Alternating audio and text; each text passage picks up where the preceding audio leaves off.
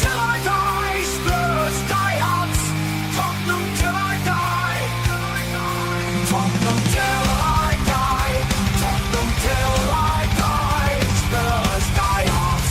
Tottenham till I die.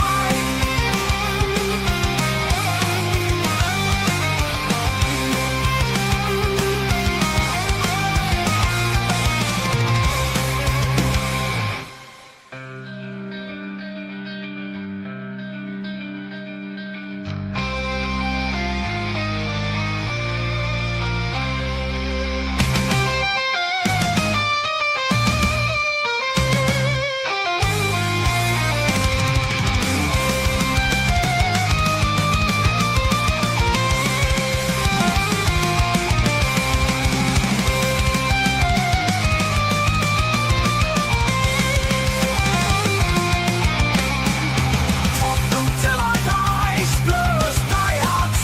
Tottenham till I die.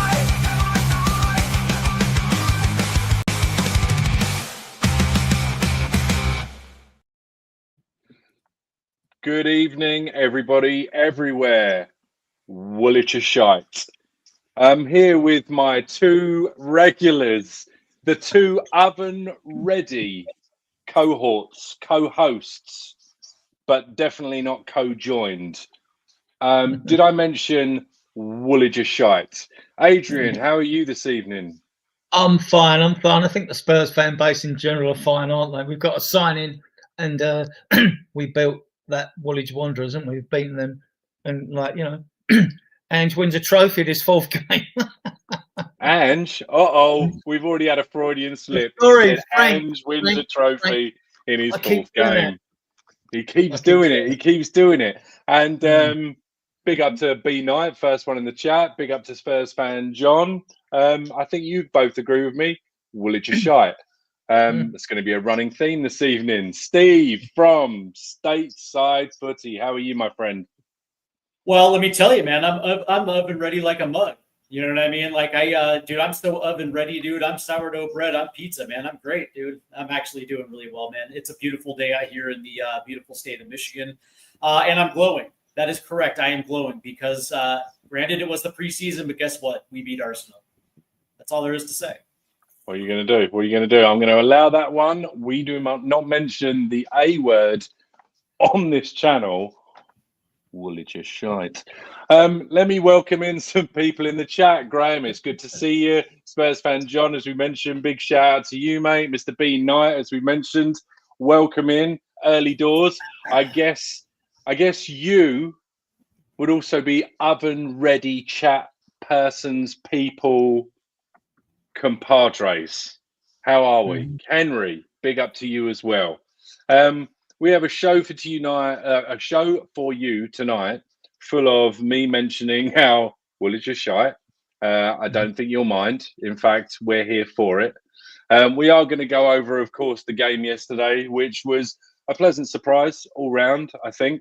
We're going to try not to get carried away. We are somewhat level-headed round here, although I don't know if I don't know if that's the case right now because Woolwich is shite. Mr. Thomas Frank indeed wins a trophy in his fourth game. We are indeed going to need a bigger trophy cabinet. We'll start off with you, Steve. I'm going to stop talking because you know what's going to happen. Steve, what did you think? What did you think of the game? What did you make of everything? In hindsight, were the two games in one day really now just more about getting people legs, minutes? And is this the sort of thing now that we're going to kind of see going forward? Because it seemed like more of a starting 11.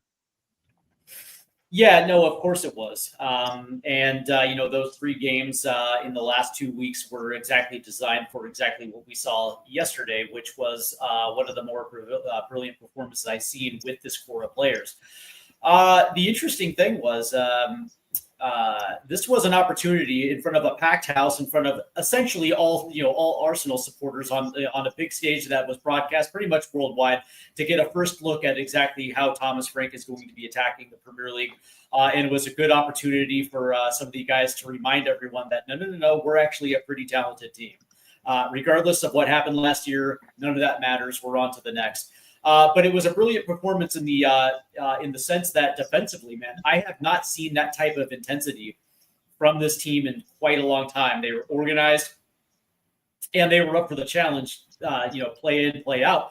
The interesting thing was, I don't know if I sent you guys a WhatsApp message, but going into that game yesterday, I was wondering exactly when the lineups came out, I was just thinking to myself, like, how is this team going to consistently get forward without any type of creative outlet?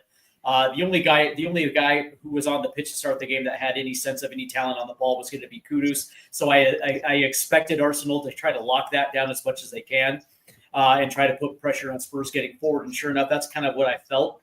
But it wasn't necessarily about the their ability to get forward as it was on defense. And what I absolutely loved was the performance of Jed Spence on the left-hand side, but also Pedro Porro on the right-hand side. They were so good that when Arsenal kept trying to force feed the ball down the right-hand side to get the ball on Saka's foot, Jed Spence locked him up. And for that entire first half and a good portion of that second half, the wings were shut down by Tottenham's defense. And when they were trying to move the ball through the center of the park, a lot of mistakes were made by Arsenal, a lot of heavy touches. And as soon as Tottenham pounced on the ball, they were immediately turning up the pitch to a counterattack. And I love that type of resiliency from them.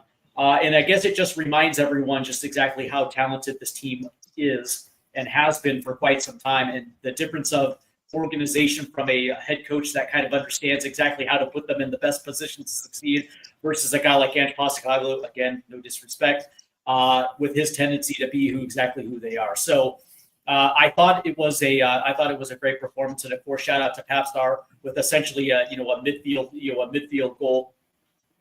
That was just a beautiful shot. But I thought individual performances. I thought more than 5 players had very good games yesterday, and it just goes to show you that again, with proper organization, this team is going to be somebody that most teams just don't want to play. Yeah, awesome. Just real quick. Peter, again, Mr. Peter Cahias. He's gifted 10 memberships. So I'm going to give shout out to Page 31, Roundtable Talk, Spotlight on Spurs, Chris Peters, Phil P, woo, Kiwi Spurs TV, regards Daniel Coys, James Watt. Honestly, Peter, thank you so much. Always so generous in the chat. So if you do, or if you are in here and you're a recipient of those, then please do give Peter a thank you. Also, just quickly from Spurs GC TV, says, Drew, can you confirm what Woolwich are? I most certainly can. Right. Adrian, what were your thoughts on yesterday's game in a nutshell? It was what I would class a solid, aggressive performance. We seemed to want it more than them. We got stuck in more than them. That's what I thought. I mean, first half possession, we had more possession than them. Second half, we got the goal. We did what we did against Man United. There were some very good performances out there. In the first half, although it wasn't mentioned so much, and we're going to see a lot more of this, I actually thought Kudus and Odegaard were a threat, and we can see what they're going to do to teams next year. I mean, like Kudus, he's shown. We know what he is, But Odegaard, we want to see what Odegaard and Tell can bring to us. And like I said to Drew in the back room, I just think that when you talk about bringing in Garnacho and Grealish, right? Grealish is a good footballer, no doubt, and Garnacho's strike rate is about 1 in 6. Grealish has hardly played or scored a goal for Man City, so no one's going to tell me that Odegaard and Kudus aren't going to score more goals than those players that we brought them in. And I think our priorities lie elsewhere in the team, but I'm sure you'll cover that, Drew, anyway. So second half again, I mean, we have got a banner here. Well, I'm sure you go for it, pick your man of the match or whatever. So I'll probably get it for his goal, which is probably well deserved. But there were some fine. We look so. I mean, since last season, away at Brentford, we won 2-0. Away at West Ham when we stank the place out. The 2 games that led up to the final in Bilbao, and then that final there, we showed what we can do playing a midfield pivot. It doesn't necessarily have to have a number 6 in it, but now we've got one. I'm sure we get onto that as well. Back to you, Drew. Yeah, well, I'm gonna be starring some bits throughout the show in the chat because Henry's already brought up what potential of the Enzo, is it Milot? I don't know, Millet. I don't know if it's a silent T, Milio. And then we've got Madison mentioning the welcome Paulinia, which we're obviously going to get into. And also Jack Hopkins here saying give thoughts on at some point how likely is Richarlison's getting replaced. So those are things, thank you very much for those questions. Those are certainly things that we're going to get into throughout the course of the show. Steve, what do you, this is a real kind of, this is one of those real, as Sean Butler would like to say, big up Sean, Donald Rumsfeld things where it's a real kind of unknown. The sort of, what are you, there's an unquantifiable, how the Thomas Frank, I was going to say, don't wrap right? yourself out of asking this question, man. Well, no, it's just how much is Thomas Frank going to help to steady what was, you know, if you take away the injuries that squad suffered last season, I mean, other than the obvious things that need to be replaced that we could all, you know, write on a sheet of paper with our eyes closed with our bad hand, how much does he make this squad better just on its own? I mean, are we already starting to see that? I mean, is it really too early on the basis of one North London derby away in another country that we've won for the first time? The North London derby soon away against Woolwich because they're shy. I'm just saying, is it too early to say? Or are you already seeing more of a solidity? That's a great question. I think it is a little too early considering we're only 4 games into a preseason, but you can extrapolate a few things. Number one, I think the execution in which they play is starting to take shape, but I also think that the expectations have been laid. That there is going to be a certain way and a certain method of how they go about their business. And I think that has already been established. And when you look at how some of these players have actually executed so far in the preseason, I think that kind of translates a little bit. Now, granted, you can also make the case that the first couple preseason games were to get minutes in the legs and that type of thing. But when it comes to when it came to the big stage, and make no mistake, this was a big stage. They showed up. They were energetic. They were not conceding space as we saw last year. Like when we were starting to question about whether what is the expectation level. I think that was established then some in spades yesterday. And like I'll give you a good point. Yesterday one of the more brilliant things that I was noticing that we weren't conceding space. As Arsenal was trying to push up the field, we weren't doing that. As a matter of fact, there was a concerted effort to press the ball, and every single time Arsenal tried to go in either direction, there was always somebody on that player. Last year, if you remember, every single time when we were playing Arsenal, we just conceded space and just allowed them to pick us apart at any at any point. That wasn't the case, and I think that just goes to show you the expectation level of how Thomas Frank wants to play ball and the methods of how he wants to play ball, which is something that I think that was made notice from essentially from the jump. So from that standpoint, to answer your question, I think there are certain things that have been established, but I still think it is a little too early because we have yet to see how this team actually plays and navigates the Premier League season. Yeah. Mr. Super Spurs TV, Blaine, member for 2 months. Thank you very much, Blaine. Says, is silly season about to start up? All of a sudden, there's names flying about like farts in the wind. Big up, guys, in chat. And then proceeded to gift 20 Spurs memberships. So we're already off to 30 memberships tonight, which is unreal. Again, if you're a recipient of that from Blaine, then please do reach out to him in the chat and say thank you. We already had Ben Kaufman, the Cockney Hotspur, Gamecock, Chang, Rich, the Spurs Danalist, Mike Zappa, AJ, Jagjit Rawat, Jason T, Spurs fan John, Daniel 90, David Clark, Gary Ross, Big B, Groin Juice, fantastic, Luke, Steve, Ronnie, Mr. M, So again, it's people like you that make it worthwhile. So thank you very much, Blaine. That's absolutely amazing of you. Really, really do appreciate it. Roundtable talk. Other than being a great guy, Peter is also a hero and lifesaver. Thank you for all you do, Peter, including the memberships, which I've been a beneficiary of multiple times. So I just wanted to share that as well, because that was a shout out to Pete, who again is another just a very generous member of the community. Adrian, we'll go through this real quick because I do obviously the kind of the juicy stuff is obviously the new signing coming in Paulinia, and maybe a couple of potential ones still yet to be done. But obviously we'll just wrap this up. Obviously with Spurs 1, Arsenal 0. Frank wins his 4th trophy. Again, going to need a bigger trophy cabinet. I'm never going to sicken of saying that. The team was Vicario, Spence, VDV, Romero, Porro, Saar, Bentancur, Bergvall, Odegaard, Richarlison, and Kudus. And then we had on the bench Kinski, Austin, Danzo, Davies, Vuskovic, Abbott, Gray, Basuma, Donnelly, Madison, Yang, Johnson, Son, and Tell. We started the game in what was a 4-2-3-1.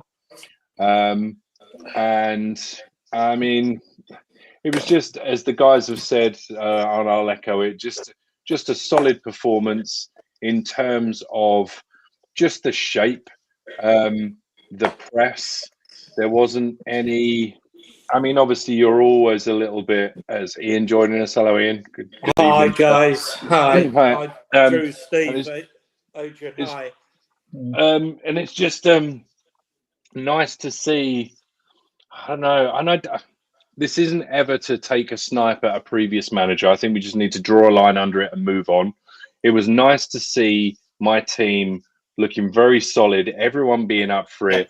I mean, there was just a sense of hunger, a sense of they're not going to break us down.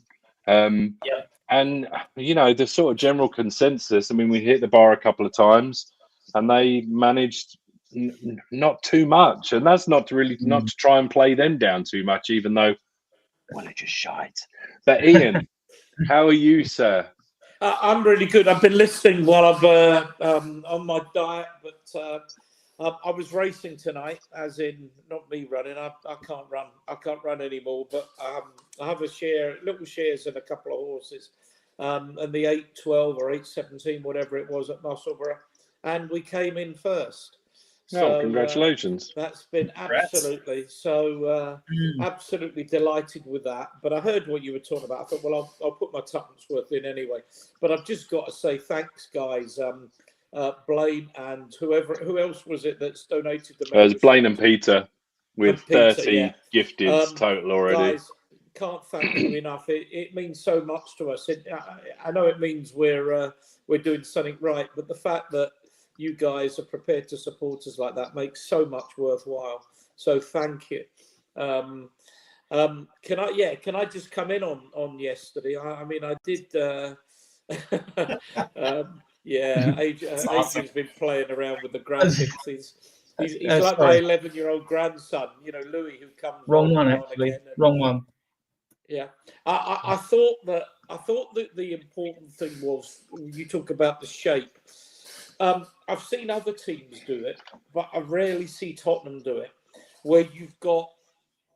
I mean, he's got 4-3-3, which surprised me a little bit, and it'd be interesting how he's going to play when he incorporates Paulinia, but that's maybe a conversation for another day.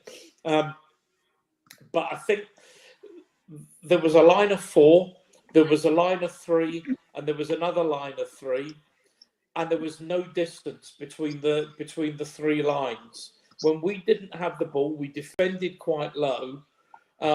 But there was absolutely no distance. And I was looking at it, watching it, and saying, Arsenal have got no space.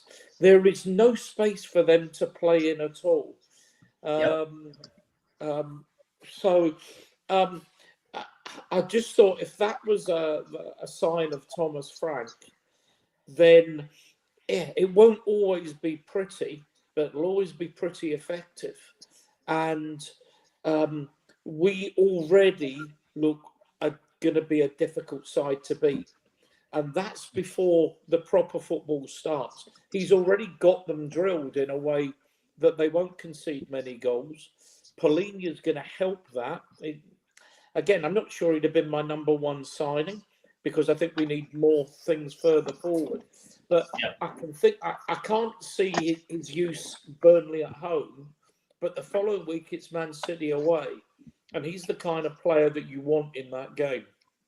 To be, protecting your defence. Whether that means we play a slightly different system when he comes in, I don't know. We all know that Frank can play quite flexibly, but I thought it was a hell of a result. And Arsenal really, although they had a lot of the ball second half, you only have to think how many times was Vicario scrambling across his goal, making miraculous saves. It wasn't. So we'll need to be a bit better going forward, but that will come when we get players. I was really, really happy yesterday. Yeah. Really happy. And the one thing everyone talks about the worldie, I want to tip off. Yeah, unfortunately, my the last race that we saw, I put money on the odds-on favourite, but I fancied the grey at 14 to 1. I thought, nah, not at those odds, and it romped home. So I could have won some serious money as well. So it wasn't just the fact that Sarr scored a worldie, that wonderful chip. It was the way that Richarlison and he and I think Bergvall was around the ball. They hunted in packs all afternoon or all evening it was for them. They absolutely hunted in packs and closed Arsenal down. And if that's a sign of things to come, winning the ball up high, etc. Yeah, liked it. Really liked it. Nothing not to like. We earned the right to play, though, didn't we? Because the first Adrian? We earned the right to play. Oh, we dug in there because the first 8 or 9 minutes, it looked like it was going to be one of them games we're going to play to hit them on the break. But we got a grip of the game after 8 and 9 minutes, and we started to get upfield. And then the first half, I mean, like you say, we showed more aggressive. We were more solid. We were more determined to win every second ball. Which, if anyone see Frank, I don't see Ange this time. Frank's team talk beforehand, he was saying to players, make sure you win. You get stuck in, you win this second ball. Make sure you win this second ball. Absolutely. And then we've gone out and we've done it. And first half, I mean, I think we're going to see a lot more from Odegaard and Tar. We know we're going to get with Kudos, right? Yeah. But all focus was really on the second half because really we did what we've been doing recently. We defended, right, and just looking for opportunities. But I thought I'd see some bright things from Odegaard in that first half. No wonder they say he's the most important player at the club. I can see it, Yeah. Well, Skelly and Ben White had a real torrid time against Kudos and against Odegaard. Both of them had a really torrid time. And that, of course, occupies the likes of Saka having to come back and help the fullback. So, yeah, I mean, there was nothing not to like in that performance, other than perhaps, it'd be good to see us being more aggressive with the ball going forward. But that will come. You build a great side from the back forward. All the best sides have been built from the back. And that's really encouraging. Yeah. Beast of TH, thank you very much. Good evening to you as well. Brilliant. It's a sly dig. I'm here for it. So yeah, obviously the first half ended with Sarr scoring the worldie, chipping Raya from distance. Second half was very good game management. Them up the road, bought on, I guess a couple more of their big hitters, but we did end as winners and picked up the trophy. Steve, who would you say, did you have a particular, I mean, obviously I know it's pre-season, but anyone sort of stand out to you in either, this group of players or any of the others that you would consider to be, man of the match material? Well, since Kulusevski isn't listed in this thing, I'm gonna have to go with actually two, because I thought Pedro Porro, Jed Spence were equally as brilliant on both sides of the pitch.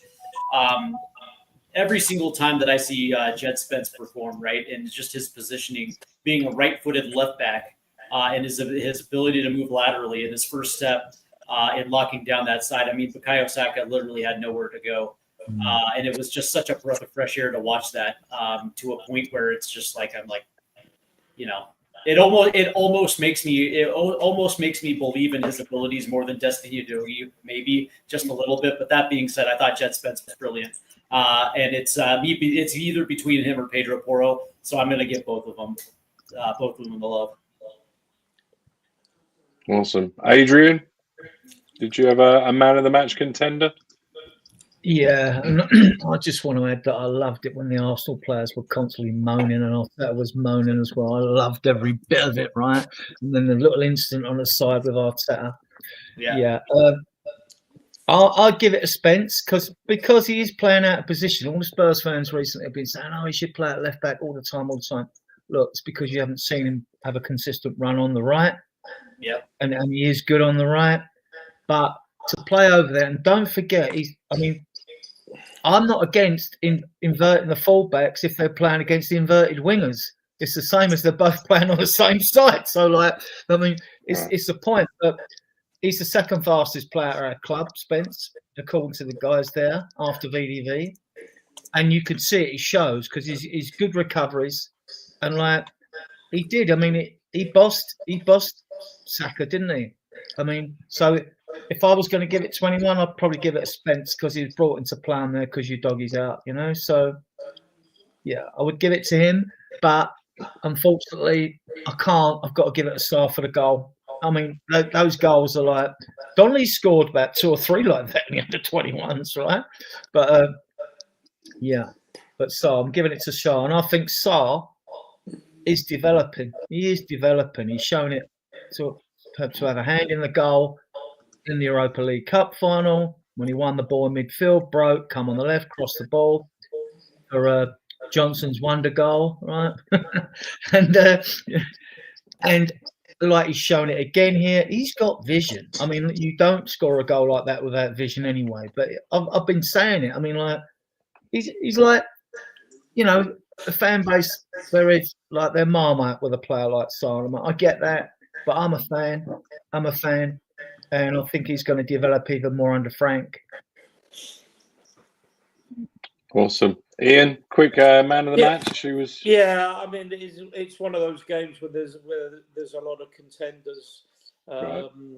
Romero, Porro, the back guys. Spence. Yeah, I'm probably with Adrian and going with Sarr. I think what's interesting is that the way he's playing, the way he played Sarr in that pivot alongside Bentancur, and it's going to be interesting how he starts the season with the players he's got. Funnily enough, I actually think that Bergvall and Bentancur make a better pivot, and Sarr is the 8/10. And I don't like getting hung up with numbers. It's the job you do, not the number. Because I think Sarr's got that ability. He scored our last 3 goals, one with a vision, but he's also got that ability to really run at a defence. I think he could do a good job playing further forward. But we do have a lot of flexibility in the side and a lot of dynamism. Whether Bergvall, Gray, how much time they're going to get. You think they brought Polina in? Apparently, we're going to pay him $200,000 a week, which is fine. There's no loan fee, so that's all excellent. But there is a big choice of players, and of course, there's no Kulusevski. There's been no Maddison. I think we are going to get at least one more midfield player, maybe a left-sided sort of forward player, another one, although we've got 2 or 3, and that left back. And I do think we'll get another forward. I think there'll be 3 more coming. 3, I would expect. Opportunities there may be more, but 3 more I would expect to come in. Well, I tell you, there's one player obviously we are aware of that has come in, and that is Paulinho. Done deal, loan with an option to buy. Was that £25 million, €30 million, something in that sort of area? Excuse me, Steve. We were talking backstage very briefly before we came on, and I said that this guy kind of unlocks, the potential of everybody in front of him, including maybe Bentancur being relinquished of having to track back when we all know he's kind of better maybe receiving the ball and going forward. So what are you thinking of the deal? Do you like it? Where do you stand on it?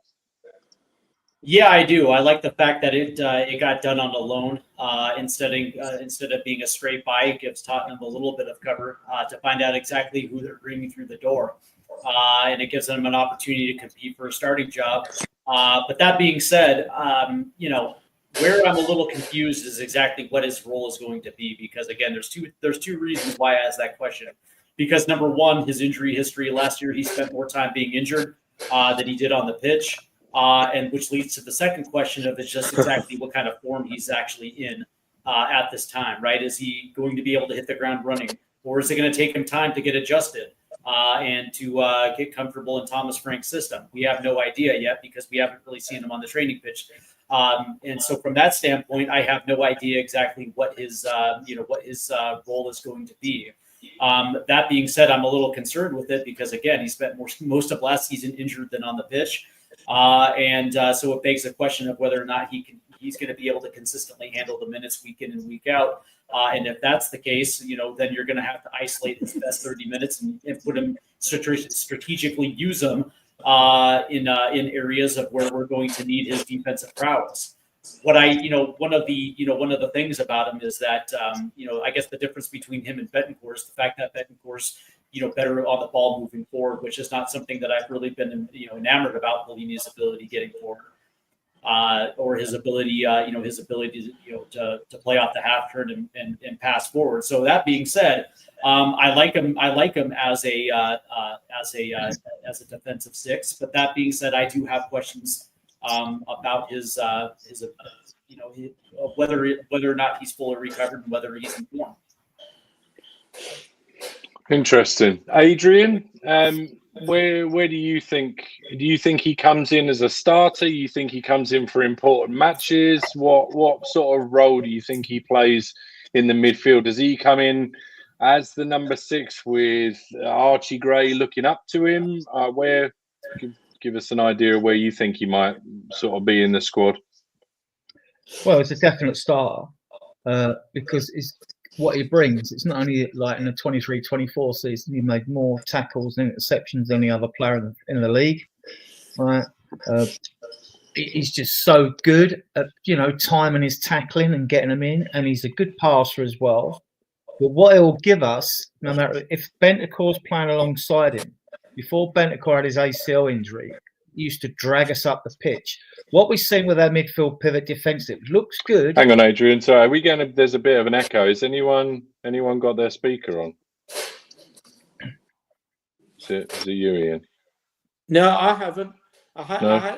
No. Anyone? Well, let me try. I'll turn my phone off. I don't think it's coming from me, but my phone. Sorry, I just wanted to make sure. I didn't notice it. But how's that? How's that, Adrian? We just go on, carry on. Yeah, I just think that whereas we've been pinned back a bit, even though we've defended well, we've then struggled, to get the ball forward at times with a midfield pivot having us there. With Paulinho, that won't happen because if Bentancur's is alongside him, he'll get forward like he did when he scored against Chelsea away, and he was dragging us up the pitch. And that's the Bentancur I like. He can do the defensive job as well.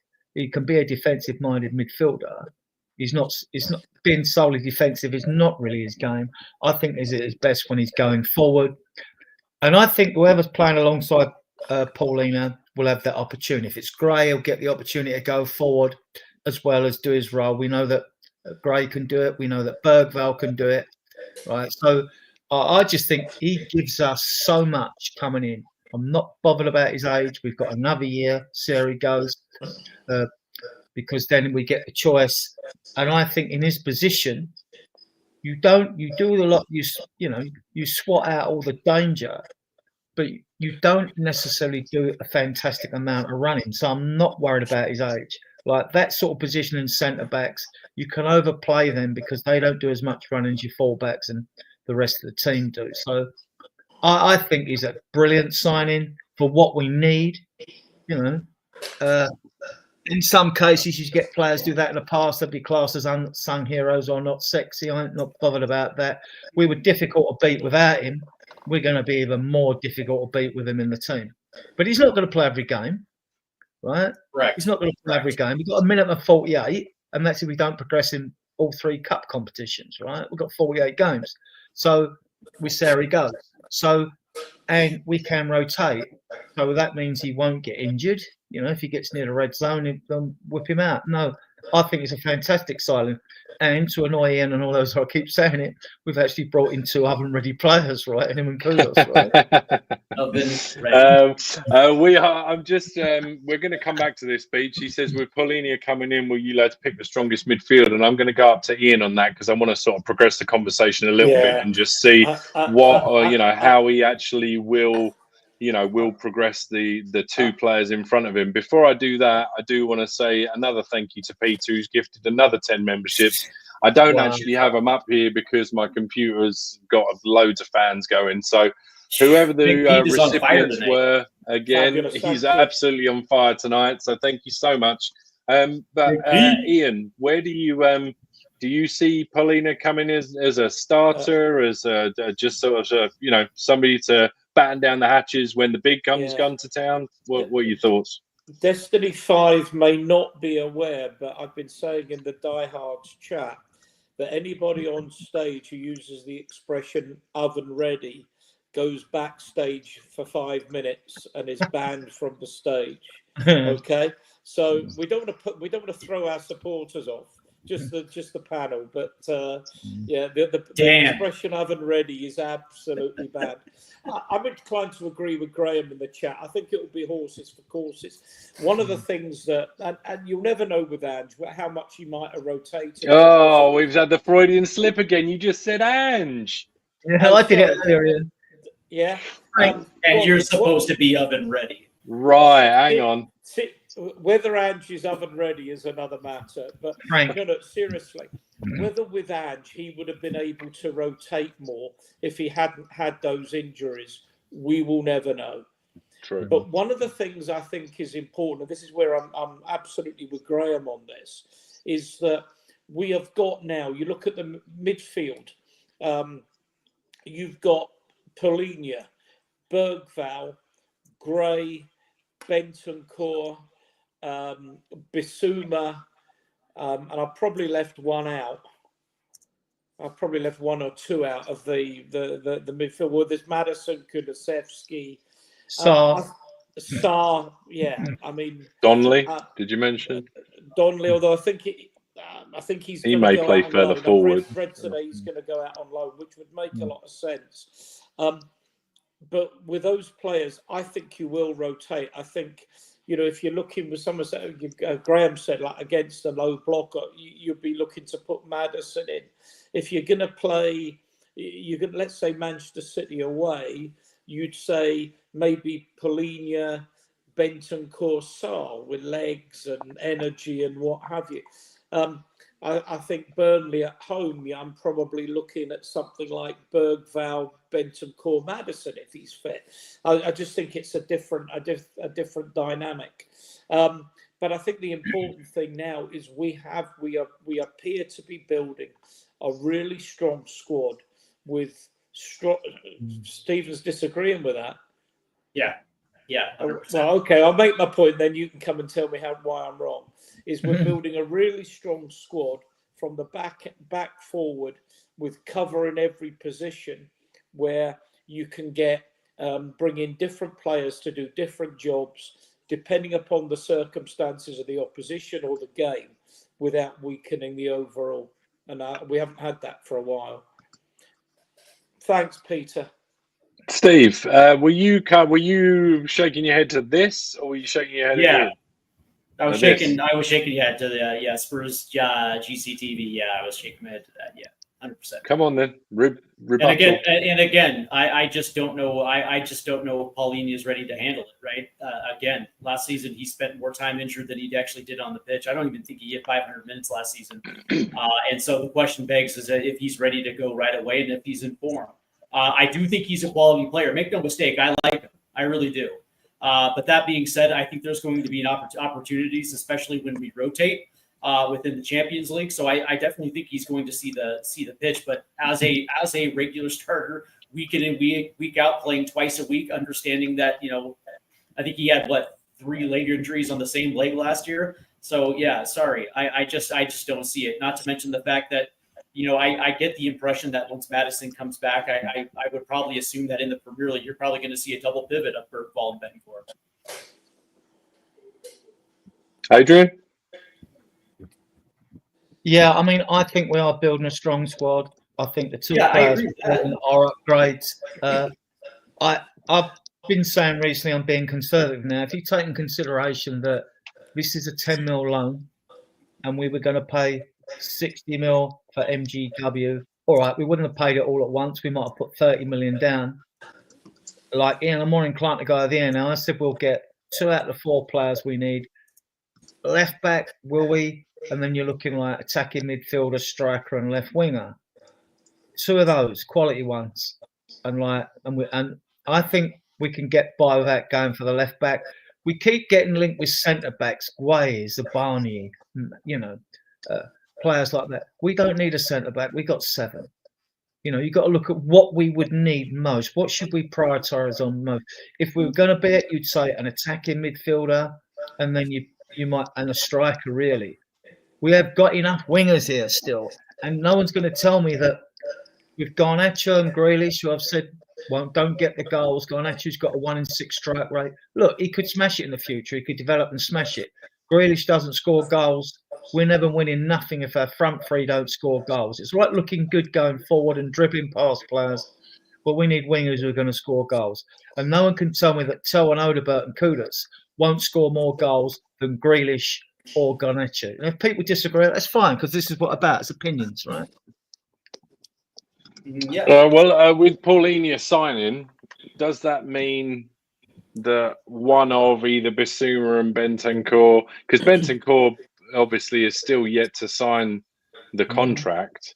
I mean, I know we're all led to believe that it's probably just a done thing, but is there the possibility that one of these goes out the door to make room for another? Because there is rumours that we're still looking for something, and I was waxing lyrical the other day about a certain Lucas Paqueta, and then all of a sudden people started talking about the possibility of maybe going to West Ham and getting him. I think it's probably unlikely, but I mean, what are your thoughts? I mean, we're going to have to. The squad is bloated, so as much as we do want players coming in, we do need to start thinking about moving on some. So, I mean, be it loans or sales. So, I mean, Steve, it's likely Bissouma, right?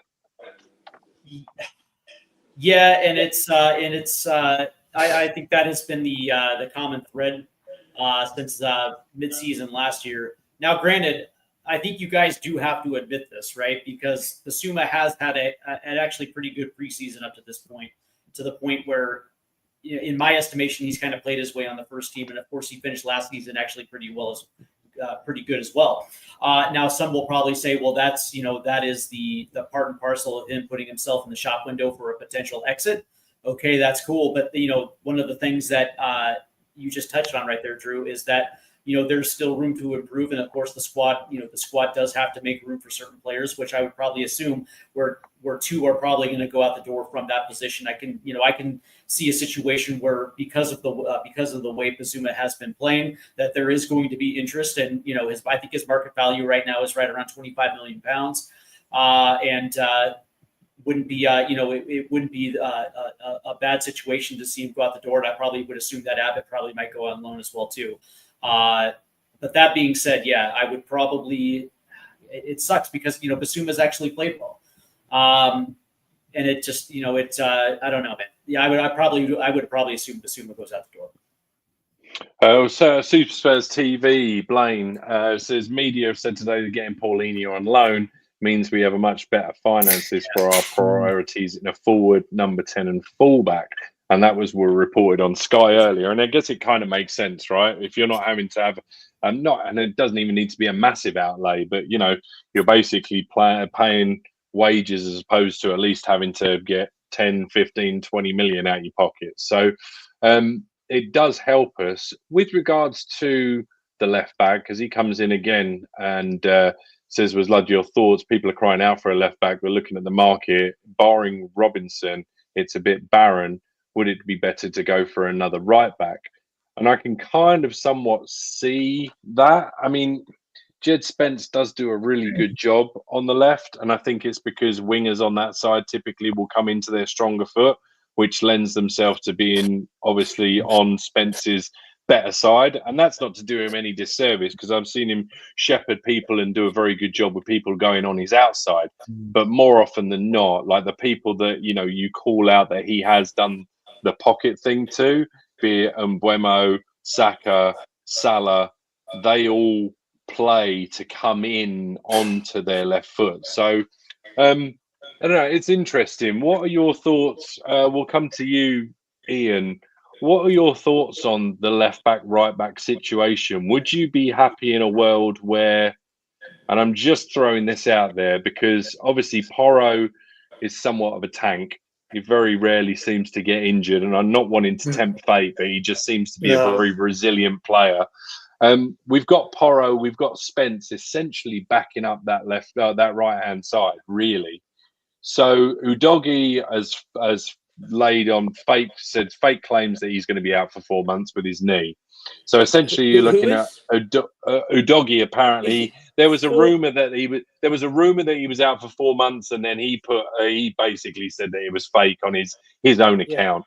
But I mean, looking at the squad, because I've got a depth chart in front of me, you got Porro and Spence on the right, and currently, as it stands, you've obviously got Udogie and Ben Davis, who I know we don't like, but can do a job. But people are saying Mickey van der Ven.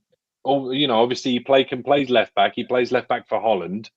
He could do a job out there. Like in a world where we don't have the injuries, is it possible that between Udogie, Porro, Spence, Van der Ven, and at a push Davies, if he's still around, is that enough cover for us in our fullbacks for us to maybe worry about spending more or something further forward, like a new left winger, should Sonny decide to find pastures new?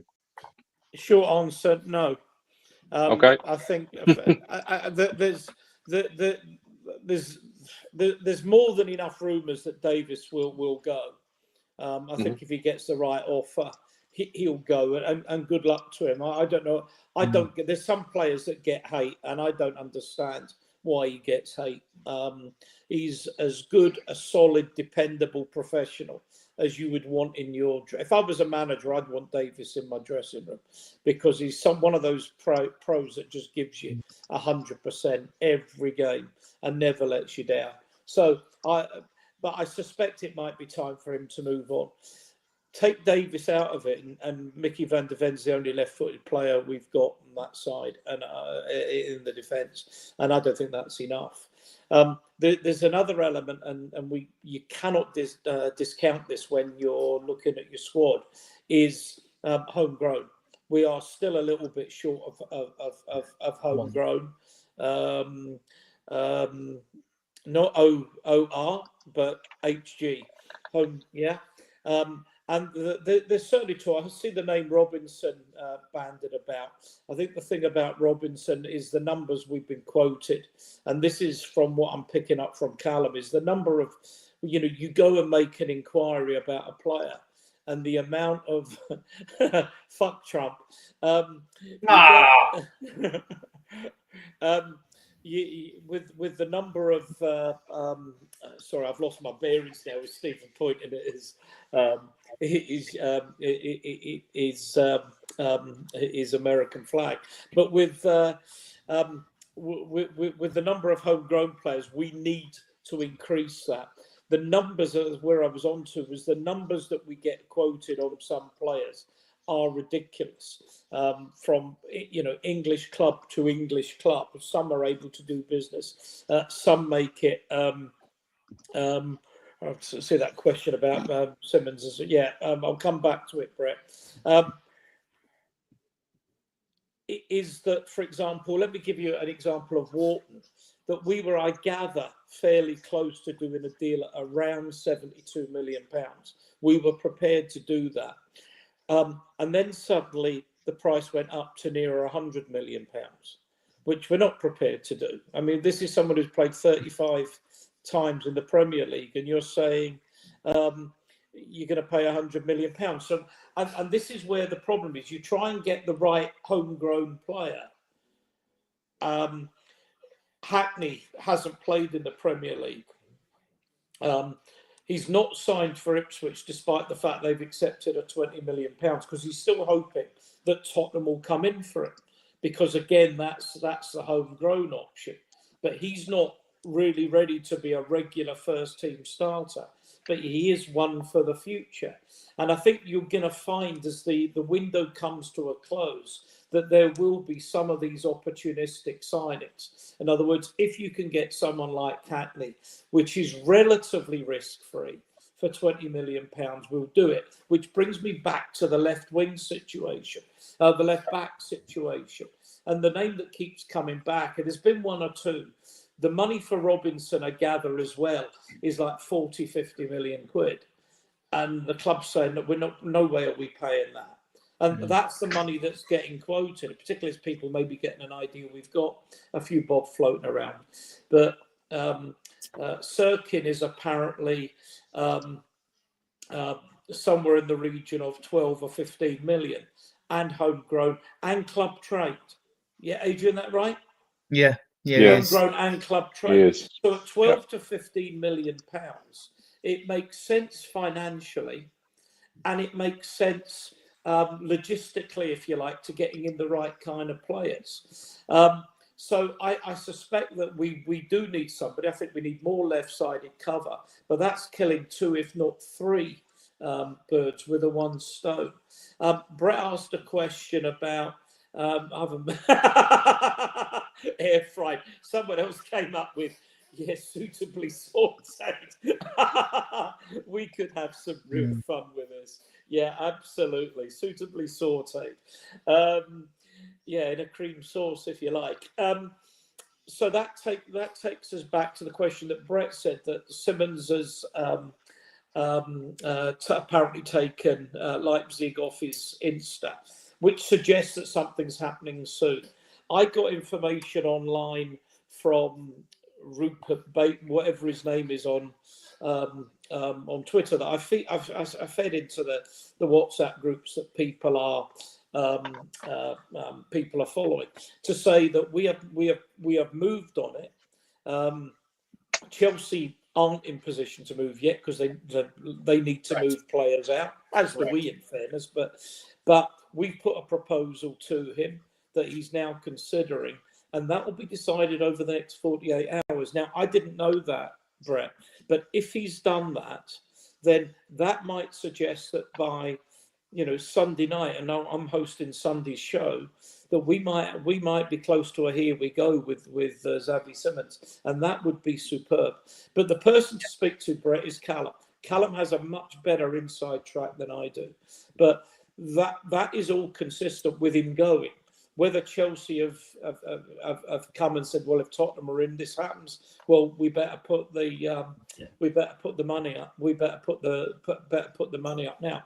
With Luis, isn't it true that Chelsea didn't want to pay the full freight of Simons, and Spurs were willing to meet their asking price? Sorry, I'm not picking up your voice as well as I might. Oh, I was going to ask. I heard that Chelsea didn't want to pay Leipzig's asking price for Simons, where Tottenham were willing to meet that price. If that's the case, and Leipzig will not accept a Chelsea proposal, and Tottenham will, and he's taken Leipzig off his Instagram account, that would suggest he's coming to Tottenham. But I tell you what, you don't count any chickens. I mean, we were so here we go with with Morgan Gibbs White. It's unreal. How old is? Does anyone know how old Simmons is? 23. 20 or 22, Yeah. 23. Terry Wright says in the chat. Good player. So he would have to be. So he would have to be registered as a 22. foreign player, right? Yeah. So he'd have to be registered as That far wouldn't as. bother So me. no. But is that so? Would signing him lend itself to the suggestion that Sonny would be more likely to leave, because isn't he sort of a left wing /10 or left winger that comes in? But Yeah, they're not he's- occupy, and then you've also got. I mean, I know obviously Moore's gone out on loan, or is looking like going out on loan to Rangers. He's gone. He But went then today. you got went today. Matisse Tell, obviously, who plays on that side, and then you've still got to think about doing something with Solomon and Hill, right? Yeah, well, it's Solomon Hill, and even if Richie and Basuma went, that'd be 4 you're getting at. We haven't really got a problem with the 17 foreign quota, because I think we've got that pretty well covered, because we Right. just won't register Gill or Solomon, you know. And at the moment we're okay on that. The homegrown, we've only got 7 though, so you could still get Simons in and get Sirkin or a Hayden Hackney in. You could still do that, and we'd be fine then. And but we're going to be short in the Champions League simply because if you haven't got 3 academy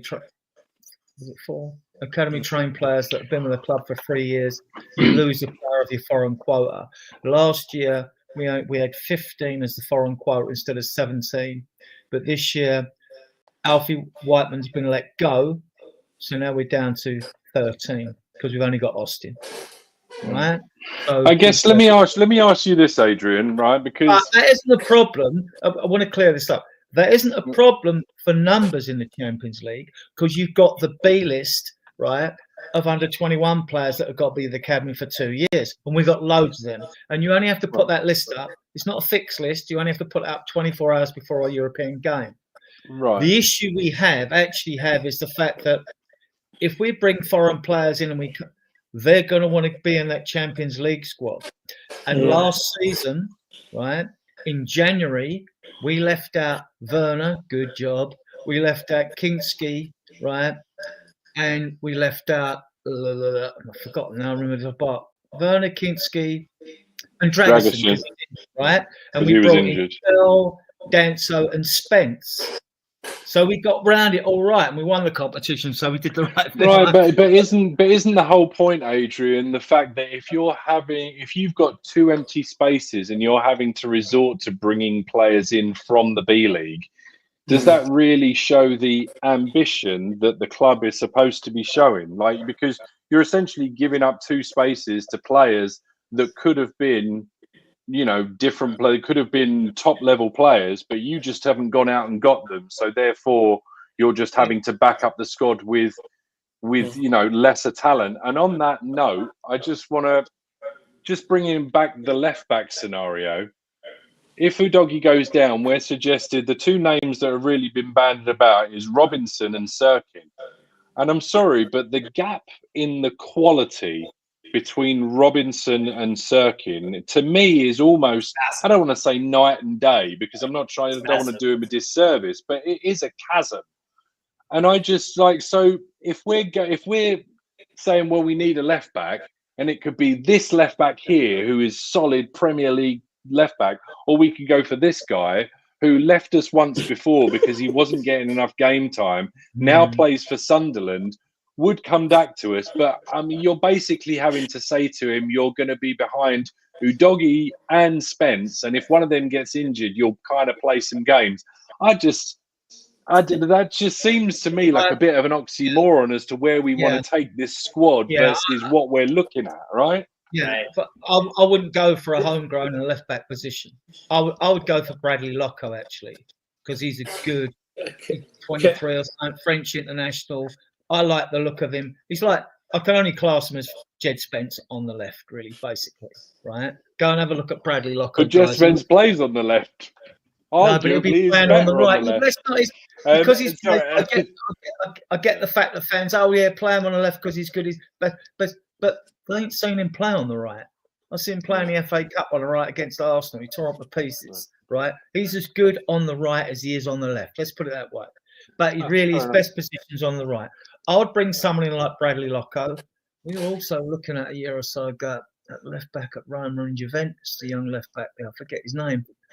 And there are left backs out there. I'm not worried. I don't think Sirkin, if Sirkin was pulling up trees, you'd have other clubs interested in him. He came out of our academy. He is academy trained. He would help even more for Europe.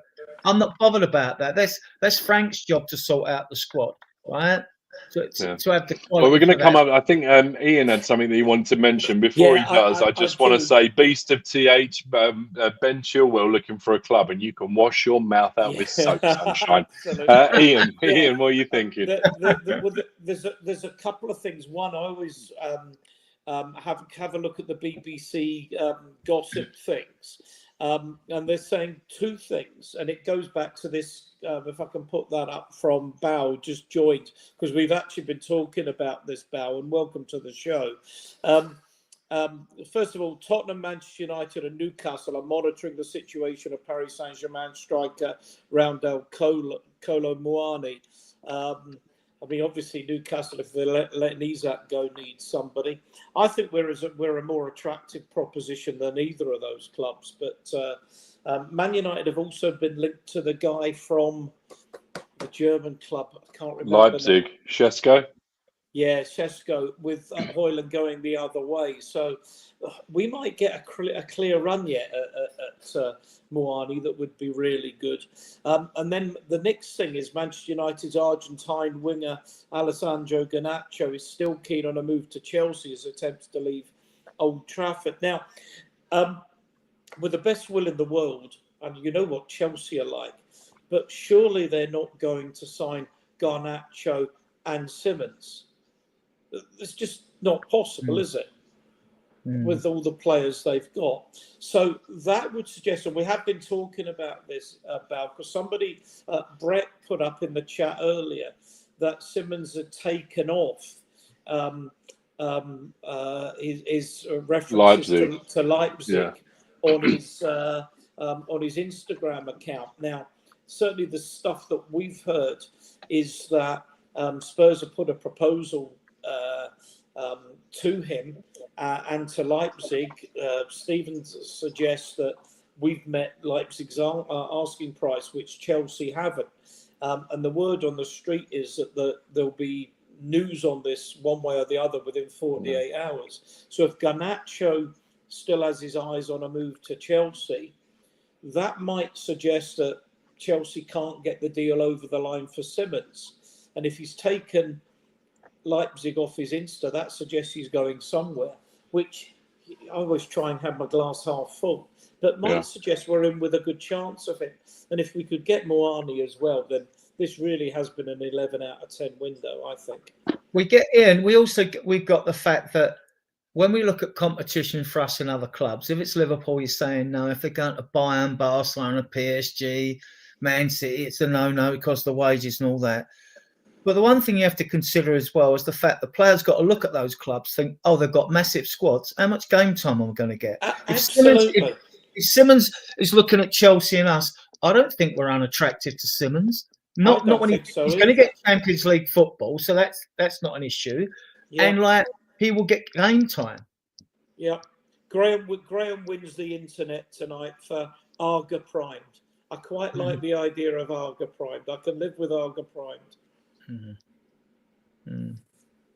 Yeah, 23 years old. He's Arga primed. I can go with that. Fair enough. I do want to point out as well. I think it's only one M, so I'm pretty sure it's Simons. But it's Simons. We can all call him Simmons if it's easier. If he plays badly, yeah. Call him Babby. Apparently, Chelsea have just sold their claim to the Saudi League for 50 million. Yeah, brilliant. Yeah. They've got a lot of players they need to move on as well, right? I mean, Terry also makes a point about them need to move out on Kunku. Mark Walker says here that Brower's leaving for Burnley, which may open the slot for Simons. I mean, it's just different world over there what they're doing. Let's have a look here. We had some transfer rumours. We've spoken about a couple of these players. Obviously, Hayden Hackney being one of them. We mentioned Muani. Let me ask you, Muani's interesting because obviously he was at PSG. There was the possibility that he was going to come to either us or Juventus last year. Ended up going to Juventus because at the time we were arguably less appealing, although one does question why. What are your thoughts, Steve? Where does he line up in this front line if he were to come in, a player like that? And Well, do we need to remove a Richarlison for that to be a thing, or can he play hybrid winger as well? I was just going to mention, right? It all depends on what's going on with Richarlison, because as of right now, it doesn't look like there's.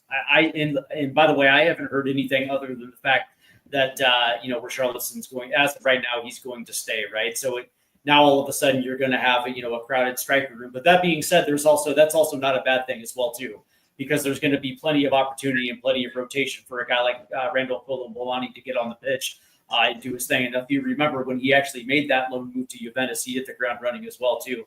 So he does have that ability to come in and actually make an impact, right?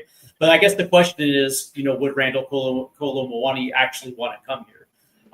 Last year, he decided to spurn Spurs for Juventus because he didn't necessarily believe in it.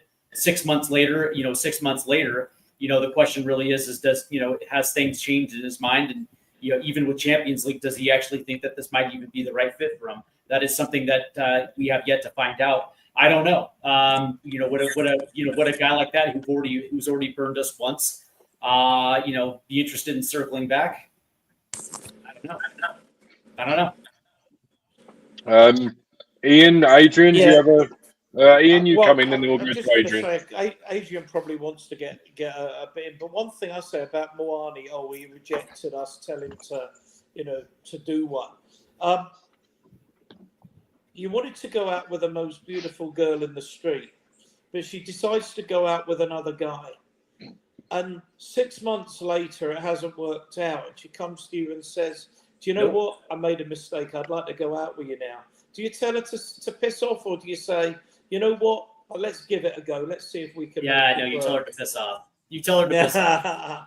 Not me. I have a thing about eating dinner off of a dirty plate, so I don't know about that, Ian. Yeah, that's exactly right. So if he wants to come to us and he's the right player for us, you don't bear grudges like that. You do. You're professional, and you take the player. Well, I'm not suggesting that it's a grudge on our side, right? Like, I would probably assume that they would take him if he wants to come. I'm actually asking him from the player standpoint, right? He's already burned us once because he didn't believe in the project the first time around, and that wasn't even 6 months ago. So what makes him? Is there a change in mind now that he looks at it a little bit differently? That I just don't know. Well, I'll tell you what. Let's go to you, Adrian. Do you think Thomas Frank has got the pull to get on the blower to Randall Colomboani and say whatever the Danish equivalent of "it's who we are, mate" would be? I don't think it's down to Frank. I think we've got our recruitment team have shown they've been working in the background, even though we're on tour, and so they should be. I think Miami. He wants Juventus. Let's not bother. He wants Juventus. Juventus haven't got the money. They want another loan, and then they don't even want to pay the initial fee that PSG want. Spurs have got the money. But look, if the player don't want to come and play for our club, or he's umming and ahhing over it, we ain't good enough for him or something, then I don't want him anyway. Absolutely. So, I mean, we can move on. We can move on. I'm sure we've got others on the list. I mean, why not go and get Rodrigo? You know what I mean? Big up to Danny for the. Sorry, just quick, Steve. Big up to Danny for the raid, Hotspur Hood raid. So thank you for everybody that's just come over. Drula as a Frank is in here. Evening all. Thank you very much, Drula. Thanks for coming in. Yeah. Where have they all come from? Because all of a sudden it went from like 170 to 220. That's the Hotspur Hoods. They just done a raid and sent their viewers over. Okay. Yeah. Dan's channel. Brilliant. Well, while you're all here, please, guys, hit the like, Smash hit it. the subscribe, hit the like, hit the subscribe, go to the notifications, and go for all, because we're putting little shorts out as well. So please support us. It's a great channel. It's a great channel. Someone said about the panel, but what an audience we have. I mean, what a seriously brilliant audience. And there was another one of these, I mean, apart from Arga Ready, where is it? Danny's here. There you go. That's another one. Smoked like a perfect brisket. For those of you that have just joined, because Adrian is now, with the whole panel, is barred for using the expression oven ready. And I've just used it's like that Jehovah's scene in Life of Brian. So people are coming up with different expressions to use oven ready without saying oven ready. It's been a bit of a giggle. So. One is a Super Spurs TV with a £10 super chat. Says last one of the night. And I think this is where it's come from. It says a well-developed player. She'll now be smoked like a perfect brisket. And with that, I know where the door is. Right. Blaine, that door is locked. You're never leaving. I think smoked like a perfect brisket would be something that you'd name Kudos when he blasts past his fullback and gets to the touchline and puts in a belter of a cross for one of our forwards to gobble up. But yeah, fantastic. Right. And Hotspur Hood, thank you once again for the raid. Adrian? Good time to plug the channel. For those you are visiting us first time, we've got like 214 of you viewing us now on all various platforms. We know you watch on XCOM, Facebook, Instagram, blah, blah. Yeah. Our shows go out at 10 o'clock every Friday. Drew hosts the Friday show. He co-hosts with him. Ian pops on when he wants. He's an admin. He's allowed to. Ian hosts the Sunday show at 10 o'clock. I co-host with him. And I actually host and will be co-hosting with Tom, our fourth admin, on Tuesdays, or it's mainly Tuesdays at 10 o'clock as well. But we'll see how we go with the Champions League games, because we don't know if we're going to be playing Wednesday or Tuesday. So Tuesday might change to a Wednesday. You can find us on XCOM. We've got Spurs Diehards there. It's got quickly got 3,250 in there. With the community we're starting on there as well. You can do communities in XCOM. It's only 20 in there at the moment, but it means you get to see the posts quicker in the community than you do seeing them lost among normal XCOM posts. We've also got a Facebook group I started 2019 when the stadium opened. It's got 14,500 members in it. We've got a Facebook page which has just grown recently, so over 300 members on that. You can find us on that. So we are out and about there. We've only been going a year, but we're doing okay. You know, I mean, we're doing okay. We're all happy with the way we do things. We class ourselves as being a discerning, mature, and sensible Spurs group. Read into that what you want. Some may disagree, but there is the red icon in the bottom right corner of YouTube. If you want to subscribe to the channel, please hit the button. It helps the algorithm. There are memberships. You know, if you want to take out a membership, you know, please do. You know, it helps the channel as well. So, and with that, thank everyone for being in the chat. Thank you for your questions. Thank all of you watching on various platforms, and a big up to everyone who watches on playback. You know, you have my admiration. And I also want to say, fantastic. I really admire the generosity of spirit of Peter Kahagas. Unreal. Blaine and Wells. Fantastic. Thanks, because it really does help the channel. You know, everything we make out of this channel will go back into it. Be assured of that. Right. So with that, hang on. Go on. I booked the fucking plane to Brazil. What do you mean it's going back into the channel? You said we were running off like Daniel Levy with the money. Oh, going off on a. You've lied to me. All this hours of work. Oh, the pole dancing's cancelled, Ian. The pole dancing's cancelled, right? Yeah. Right. Reinvest. And please, then, if there's 130 of you on YouTube, please hit the like, please subscribe, please hit the alerts button for all notifications, so that we can keep you up to date with all the gossip and stuff. Right. I thanked everyone as usual, apart from God and God's mum and dad. So back to you, Drew. Positions we have yet to fill, if you'll pardon the expression. What are we looking at next? We've discussed the fact that potentially, you know, with the Paulinho deal, it gives us a little bit more money to play with. We've kind of discussed left wing. we haven't discussed right wing, which I find amazing because usually people are really quick to give my boy Johnson knives and forks and just get him out the team for something better. I mean, obviously with Kudus there now, maybe he's just, that's the right side sorted. Johnson's the understudy. We'll say no more about it. But we've kind of touched on Richarlison. Somebody mentioned earlier or was asking, and I want to bring it up if I can. Yeah, Jack Hopkins earlier. Can you give thoughts at some point how likely it is Richarlison gets replaced? We sort of touched on it, but I kind of want to go a little bit deeper on this because everyone, for all intents and purposes, wants this guy out the club. He's never fit, always injured. He's going to let us down. The fact that we've got Solanke as the number one striker isn't great. So, you know, I hear we've got problems in the number 9. So what do we do about it? I mean, Thomas Frank, for all intents and purposes, likes Richarlison, wants to work with him. I mean, on his day, you can't fault his numbers. When he gets the service, and he hasn't really got to think too much about it. I mean, what do we think? Ian, I'll start with you, then we'll go to Steve. I mean, what are your thoughts on Richarlison? You think we're going to be likely to get rid of him or more likely that he stays? Because a lot of this depends on what the player wants to do. My view is I've had enough of it. I'd like to see him out the door. I think he's had more than enough chances. And there just comes a point, particularly with the fact he's made of glass, if he can't stay fit, he's never going to be a prolific goal scorer.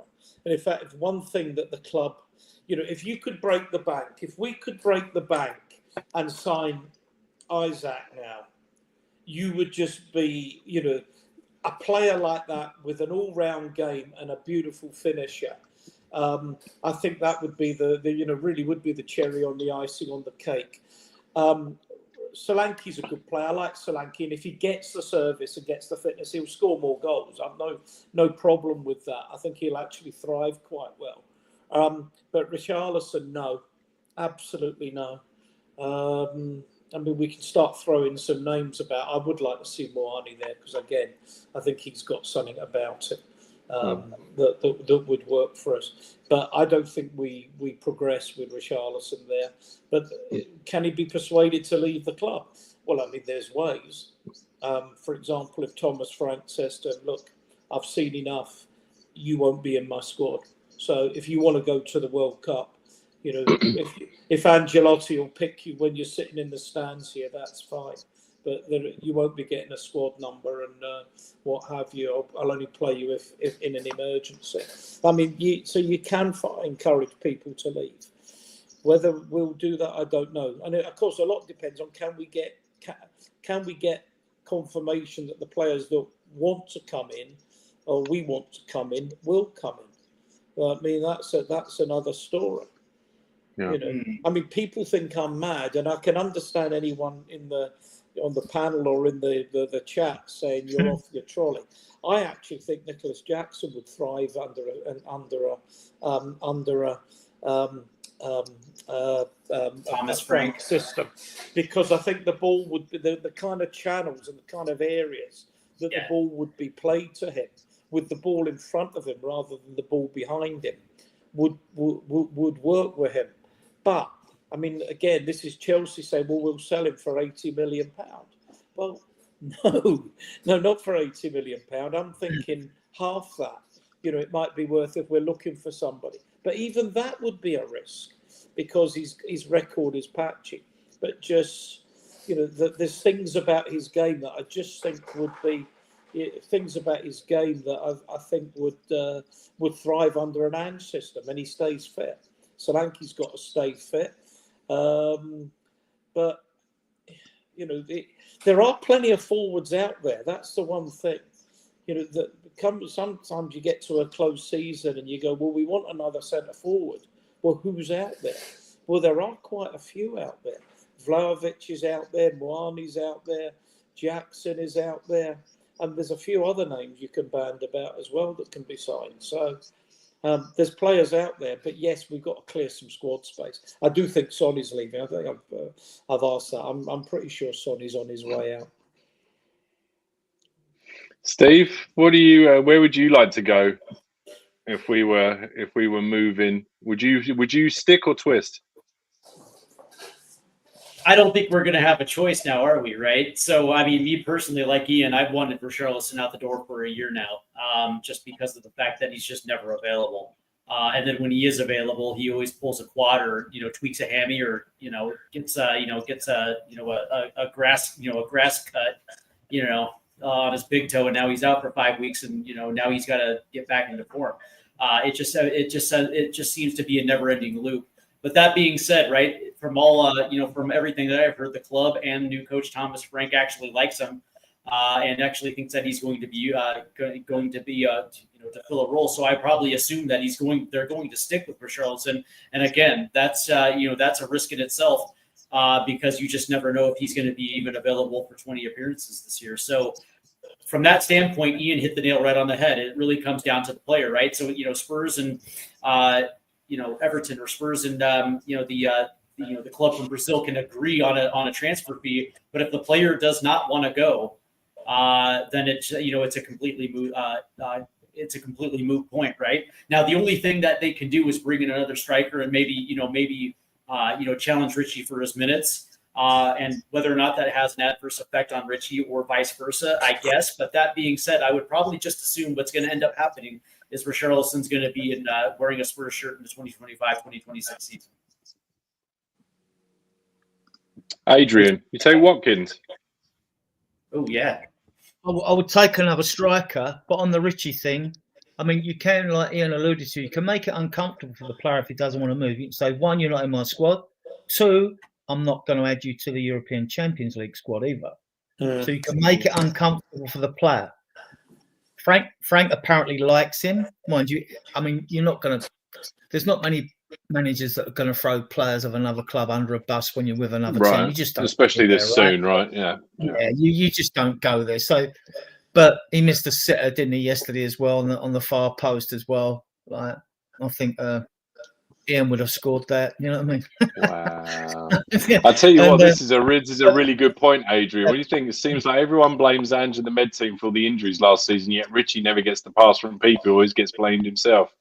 I mean, my angle is Richie will probably stay. He doesn't want to go. If you see the way he hugged that Banty trophy yesterday and was screaming at the Arsenal fans, that is not a player that wants to leave this club. He knows he's not going to go anywhere. He knows he's not going to go anywhere better. No one's going to take him. So that shouldn't stop us for getting another striker in. Correct. 3. But what it then means is that, unfortunately, Lancashire and Scarlett have to go out on loan. Correct. Right. That's what it means to me. So I would still get another striker. I don't trust Richarlison. I mean, we'd all love to see him stay and smash it, but it's unlikely. Would you? Well, I tell you what. In that case, would you go for something out and out, or would you look for somebody that could, fill a couple of? Would you look for somebody that maybe is a striker, winger, attacking midfielder hybrid? Or do you go for somebody that's more of an out and out? A bit of a hybrid. And if Dan 90's in here, he's going to come back at me on this one.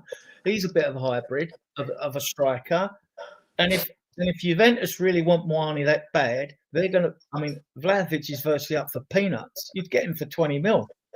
You'd get him for that. I mean, I don't know if Frank or the recruitment team like him and done the numbers on him or what. No. We're not planning. He's on really high wages, isn't he? He's on like 300k a week, don't he? No, he's not. I don't think he is. Not a Juve. They ain't got that sort of money. He'll be on the 180, I think, something like that. But he won't be on 300k. We always get Vlahovic. You're talking about Vlahovic, right? Yeah. He wanted to go to Juve when he was at Atalanta, was it, or Fiorentina? I can't remember. Yeah. Well, so I could see Juventus. He's in his last year, you see. He's winding down his contract as well. And I think he would even like to stay at Juve as well. That's the reports I've read. Trouble is, you don't know what to believe in these reports, do you? I mean, I think we should still go for another striker. It might be Guessand. It might be Callum Moendo, 2 players in France. It could be the other guy at Lyon because they're skint, Georgie Mikulits or whatever his name is. there are others out there, like Ian said, they're unproven, right? But I don't want Richarlison. I don't want him or Biss. They'd be the first, and then Gill and Solomon. You've got 4 out of the club. If those 4 go, I'd be happy. I think only 3 of them are going. I think Richarlison will stay. I think, in a way, he suits Frank's system. He does. So we'll see. I think we're going to have to take a deep breath on this one and resign ourselves to the fact that he stays. That the likes of Lancashire and Scarlett will have to go on loan, because Richarlison could still do a job on the left, if needed be to come on. So, yeah. So we're getting a little bit of feedback again from somebody. I can hear in the background. Sorry. Beast, you say I go for Clive at Bournemouth. I think, didn't he already leave for Bayer Leverkusen? I think. I don't know that for sure, but yeah. But yeah, I thought he'd already left Bournemouth, but I could be mistaken. Claire G, Matoma from Brighton. That would be nice, but I think he doesn't meet the age bracket, does he, anymore? Because he's getting out there, 28, 29. Spurs GC TV saying smash the like, guys. Thank you very much, Graham. Appreciate you, mate. Vlahovic, very cheap now. Says I was on 300 plus a week. I mean, that's what I thought. I thought he was on about that. Someone Google it. Someone Google it, see if they can find his way. Someone Google it. So what else? Just because I want to just going back to the banners that you had. Yeah, the AM sort of attacking. I guess attacking. If we get if Maddison comes back, hits the ground running. If Kulusevski comes back from his injury and there's hopefully, fingers crossed, no long-term damage, you've got Odegaard who can float around in a 10. I mean, is there a need? I mean, even arguably Donnelly, if he were to stick around, he could occupy a 10 spot. And then you've even got, I mean, there's even Alfie Devine floating around. So what, Alfie Devine probably goes out on loan along with maybe Min Hyuk as well. He's floating around. Probably. I think Divine's going to Millwall. Yeah, Min Hyuk, he might send him back to QPR. He's not getting a squad. I mean, and fortunately, if we get someone like Simons in, then Donnelly's going out on loan. And he's young enough to go out on loan again, I mean, as much as I'd like to see him give them squad time, I really rate the player, but I think he's going to go out on loan, because if they stay, that's fine. They only want him in their squad, but not if they're going to sit on the bench all season. Right. Would you expect him if Donnelly's going to go out again? You expect him to go like a level up. So like Moore's gone out to obviously Rangers, which you would argue is probably a leg up from like a League One. So you would expect Donnelly. What, Championship? Maybe somewhere in Europe? Maybe promoted or bottom half Premier League team? 3 ex-Spurs coaches out there. You've got McKenna at Ipswich, you've got Ryan Mason at West Brom, and you've got Chris Davies at Birmingham. There are 3 clubs. They know our players, so they'll get game time. Plus, apparently, they've tightened up the loan rules when we farm them out to make sure they are developed, or we get them back in January. So if you don't utilise them, which I think is right. So there are clubs they can go to. Steve? Great question. The interesting thing, though, is that as far as I'm concerned, I would probably assume that the next player coming through the door is probably going to be an attacking midfielder, an 8/10. I would probably assume that's going on. Just considering if you connect the dots, that's probably what's going to be coming through the door very next. And I would probably just assume that the way things have progressed in preseason, I would probably assume that Alfie Devine's going to go out on loan. Adrian mentioned that there's a connection to Millwall, and I would probably assume that Jamie Donnelly ends up going out on loan as well too. And again, if you connect the dots and you look at the playing time that Donnelly had this preseason,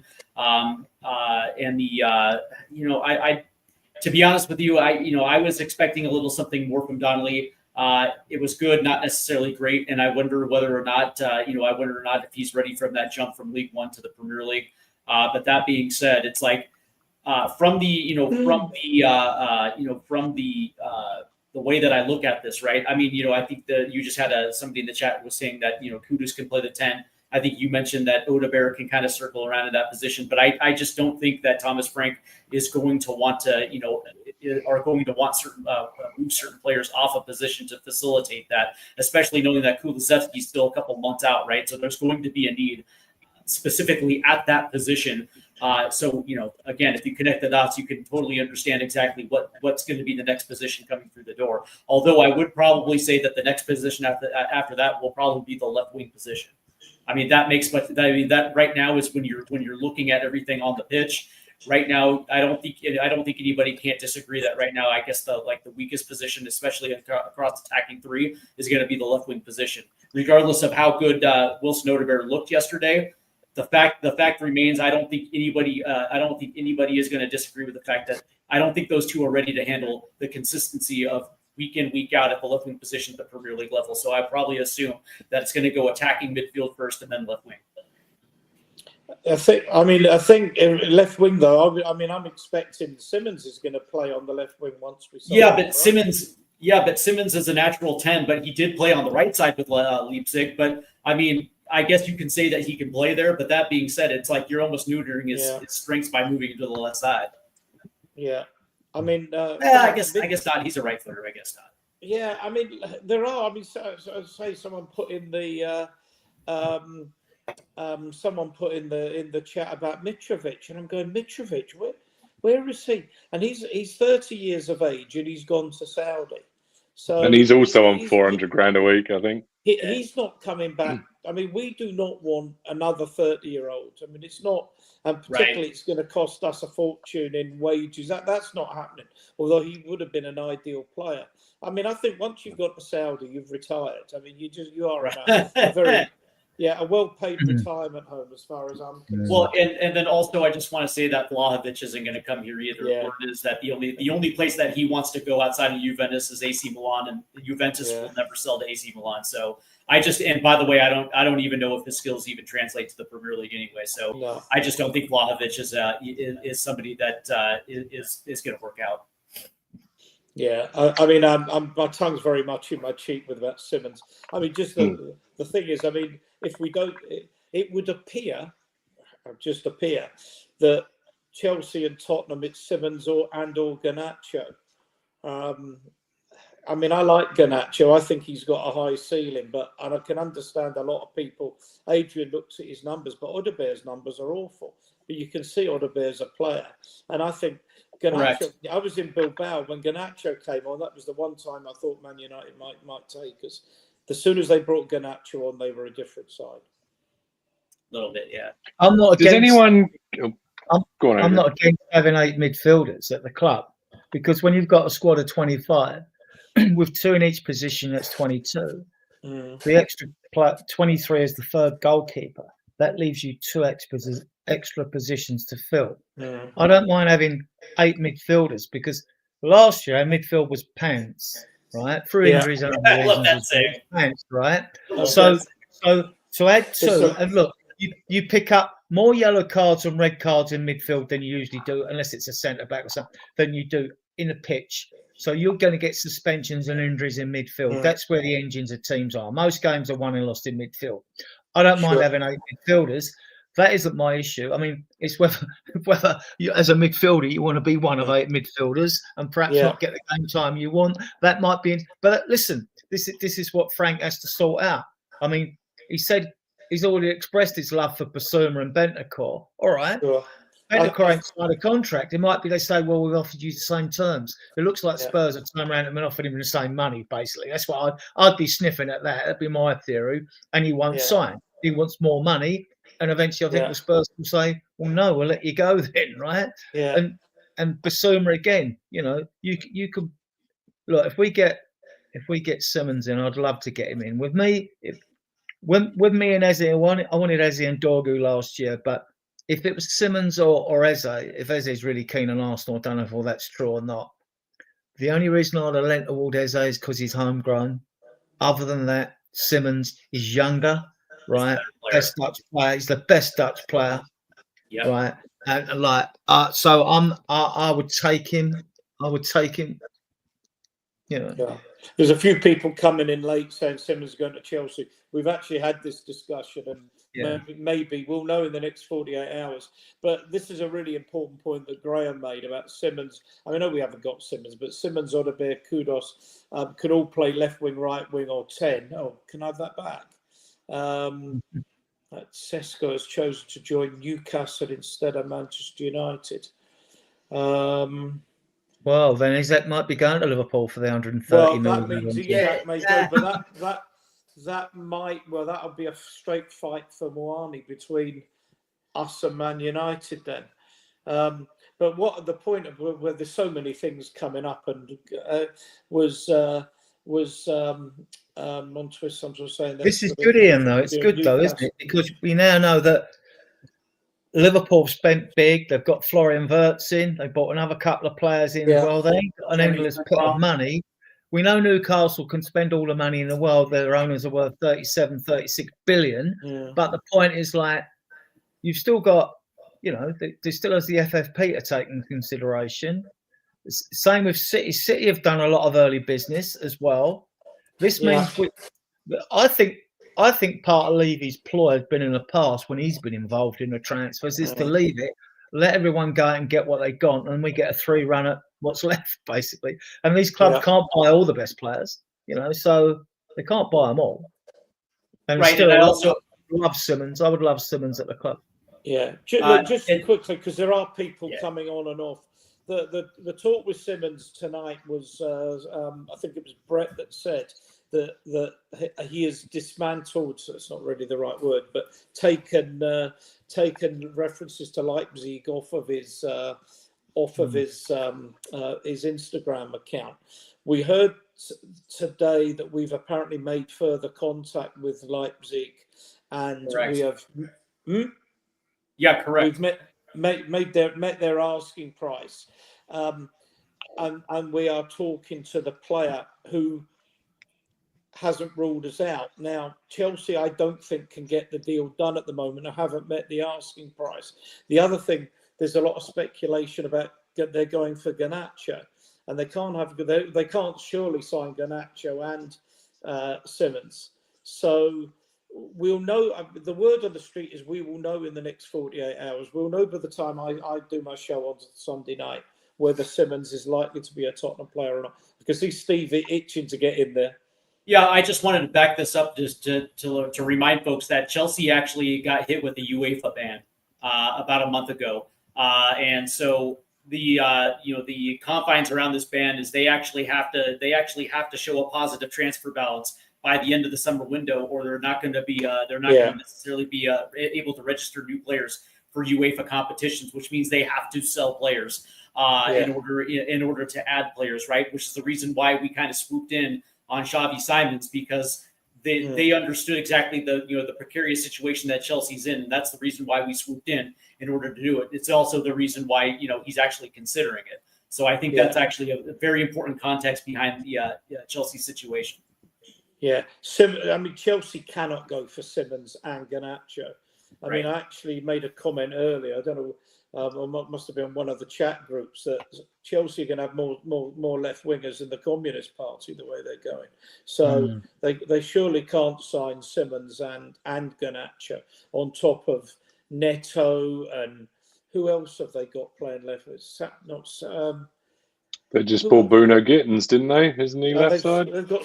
I mean, seriously, you cannot play 5 left wingers in a game. So anyway. We will see, but I don't know. I've just got this sneaking suspicion we might get Simmons done, and that might encourage other players who think, oh, hang on a minute, they've got Kudos, they've got Polinia, they've got Simmons. This is a club that's really going somewhere. What about Xavi? What about Xavi Simons, Benjamin Sesko double? Would you do that? I'd do that in a heartbeat. I'd do that in a heartbeat. Can't see it happening. I can't see it happening. But. Yeah, how about a Xavi Simons and Luis Openda double? How about we just raid Red Bull Leipzig and just be like... Newcastle are digging their heels in to keep Isaac, can't they? You know, I mean, like, if Liverpool wise, they're in for Ekitike as well. What do you right? what do you guys make of that, right? Because they've already finalised Ekitike, right? And they've said this afternoon, apparently, Adrian, that they're not going to go back in for a second bid. So is that all that's done is made the player? It's just unsettled him, right? Yeah. Well, he's under contract though. If you get this situation, Newcastle have to deal with it. He'll stay, the fans, and he'll get his head down, because if he wants to move in January or next season, he's got to be a professional, isn't he? He's got to be professional. So, yeah, I mean, great player. He's set the Premier League alight, hasn't he? And yeah, I hope he stays at Newcastle. I don't want him going to Liverpool. You might as well give him the league championship. Yeah. Well, I think if they've got Sesko, they're gonna let Isak go to Newcastle, unless somehow Daniel comes up with a miracle £120 million, and even then, I suspect Isak wouldn't want to come. But there you go. Yeah. So, what else was on that list? We were saying left back and all that, and this attacking midfield. I think Simons is a good choice. I know there was we were linked with Milo as well, because I think he had similar stats to Morgan Gibbs-White. I haven't looked at this player. All the videos I've looked at, I haven't looked at him. There's a player you mentioned, and I think both you and Steve weren't particularly interested. But I'm really surprised that nobody put a bid in for Eze. Do you think he's absolutely them lot up the road bound, or do you think there's a chance that somebody might go for him? Because doesn't his price change, or isn't there a change in the contract like tonight or in the next 24 hours where the buyout I read the release clause is like it's done, right? Is expired. But Arsenal just got the money together to get Gyökeres in. I don't think they've got the money for Eze. I still think it's a funny one why this has been delayed. This is like, I mean, we got players with the CAA base agency as well. His family and friends stayed in a box when we played Palace and things like that. And so you're wondering if there's something gone wonky behind the scenes with this. Maybe not just or maybe it's the question of like, we suspect we've got a lot of money coming in. We know we haven't forked out. We know we've got at least 60 million to spend because we were in for Morgan Gibbs-White. But now we've only paid out 10 million on loan for Paulina, plus his wages as well. People always forget the wage bill on top, right? So I think we could get Eze. We'd all love him, wouldn't we? I'd take him. Do you think maybe because what I mean, we don't know really the ins and the outs of it, but whatever is changing in the contract, even though it potentially gets rid of a very definite amount, does it potentially help in that the structure of the deal can now be negotiated far more than it could have done previously? So there's a possibility that you could. Well, no, I mean that's very true, but I'm just sort of hypothesizing. You could make it very sort of back heavy or something and say, look, here's the deal. You're going to lose him because you're going to lose him next year. Like now's the opportunity to get absolutely as much because the guy's not still. There's unlikely he's going to sign a new contract, and if he does, then fair play to Parish for getting it done. Let's put this in a melting pot for the chat and that, right? Before, he was never going to be sold, no matter what. It's 68 million with add-ons. We want all the money up front. We're not selling the player. And then suddenly Parish is changing his mind. He does want to sell the player because he said, "Oh, whoever comes in for Eze can pay in free £20 million instalments." Well, that don't tell me they want to keep the player. He knows it's his last chance to get this sort of money for him because if you go down to next year, he's not going to have this value at all just because of the length of his contract. So Palace obviously want to sell him. Go on, Ian. Sorry, Adrian. But if what Callum is telling us is right about Wharton, who was our number one choice for that number 6 role, is that the goalpost kept moving. Is that every time we thought we were getting the deal over the line, and apparently Levy was prepared to pay a good whack up front, which again suggests there's money coming in. That Parish moved the goalposts. And I suspect this has been going on now for 3 transfer windows with Eze, that every time it seems he's going somewhere, something else happens and it doesn't happen. Now, I think Arsenal probably do have a similar situation, that they've got they've got certain cash flow issues and probably need to move a couple of players out to get somebody else in. But I think I'm getting the feeling that Steve Parish is quite difficult to negotiate with, and there's nothing worth, anyone who's ever carried out a professional negotiation in any shape or form knows the hardest thing to hit is a moving target, where you think someone says we can do a deal for that, you offer this, and you think you're going to meet somewhere in the middle. Then before you meet in the middle and actually the price is higher than the one they quoted you originally, it's an impossible situation, and I gather that's what's happening. I mean, it was Sam Goldwyn of Metro Goldwyn my year who said that a verbal contract isn't worth the paper point it's Danny written makes on, and that's that's. I mean, was it Samuel Goldenmar or something like that? A verbal gentleman's contract agreement. isn't worth the paper it's written on. Yeah. Adrian question: would it be better if Isak goes to Liverpool? Because let's face it, Newcastle are our rivals, not Liverpool. It would make Newcastle so much weaker. Go on, Adrian. Danny's asked you. Yeah. So you can. Yeah, answer. but it also Well, makes it Liverpool would, that much better. you know. No, it would. It would make Newcastle weaker. You're not going to replace Isaac. There's no one out there, is there, to replace him with? Well, that's no one what he's available. saying. No one near as good. You know. So Well, it would make them weaker, and it would give us a better chance of climbing the league table. But I think player for player, we're better than Newcastle. I would be disappointed if we don't finish ahead of them and ahead of Villa.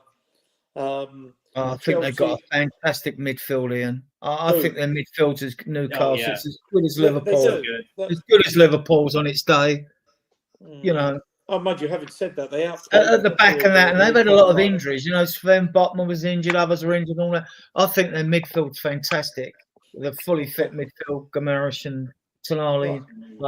Okay, but Bossman, I'm going to leave it there. I'm golfing in the morning and been a long day. Thanks, Drew, Steve. You're welcome. Good to see you again, Ian. I'm hosting on Sunday night, 10 o'clock. Thinking of moving it back to 9 o'clock, but the numbers are always good late on. So we'll do 10 o'clock. Up to you. Adrian will be on with me. I'll have Tom. I'll have Callum with the absolute up-to-date inside transfer news, and I've got Brian Daigle on with me as well. So that should be a really good chat. But Brian and I come. In fact, Danny was on the first show I ever did with who shall not be named. Danny was on that show as well, and for some reason, Brian and I, who disagree on so much, but get on like a house on fire, and particularly when we're on screen together, just seems to work. So I'm really looking forward to that. And Danny, you've got a lot of big ups, but Danny, Nita, Graham, and everybody. Listen, the chat's been phenomenal tonight. The support, the donations, the memberships, and what have you, phenomenal. But the chat has just been brilliant. So thank you, everybody, and I will see you on Sunday, 10 o'clock. Take care of you, mate. Take care. Take care. See you soon. Bye. I want to jump back to what Danny Kyriakou has brought up here with just the fact that, you know, Newcastle are more a rival than Liverpool. Steve, I heard you in the background there that, but you're just making Liverpool even stronger. I understand that argument as well. But let's face it, right? We were diabolical in whichever way you slice it, whether it was injuries, whether it was tactics, whether it was Ange, whether it was players not showing up, whatever you want to put it down to, we're not going to have that conversation because there are too many variables. But for want of a better phrase, last season's league form was a shit show. So are we expecting, given the fact, and I've brought this up previously and everyone seems to want to dust over it and, it's not a big deal, it's not a big deal. Not you two, but just people I've spoken with. Frank has never, and I admire the man's confidence and I want him to succeed. He's never done stuff on this scale before. So, are we guilty of already expecting too much from this guy? Because I still can't get a straight answer on what success looks like next year. Like, success to one person has to be domestic silverware. Success to another person has to finish in Champions League again. And I'm just, this guy's gone from Brentford, 5 days a week training sessions, being able to get everything into the players that he wants to get into him, moving into this juggernaut that doesn't want to know, doesn't know his arse from its elbow sometimes. So, are we not better off looking at the likes of Bournemouth, Brighton, Aston Villa, Newcastle, those teams in 6 to 8, 6 to 9, and really just getting a grip? And, whatever happens in the Champions League happens. You go as big as you can in the cups and hope to God that you pick up a domestic cup. But let's face it, your bread and butter is the league.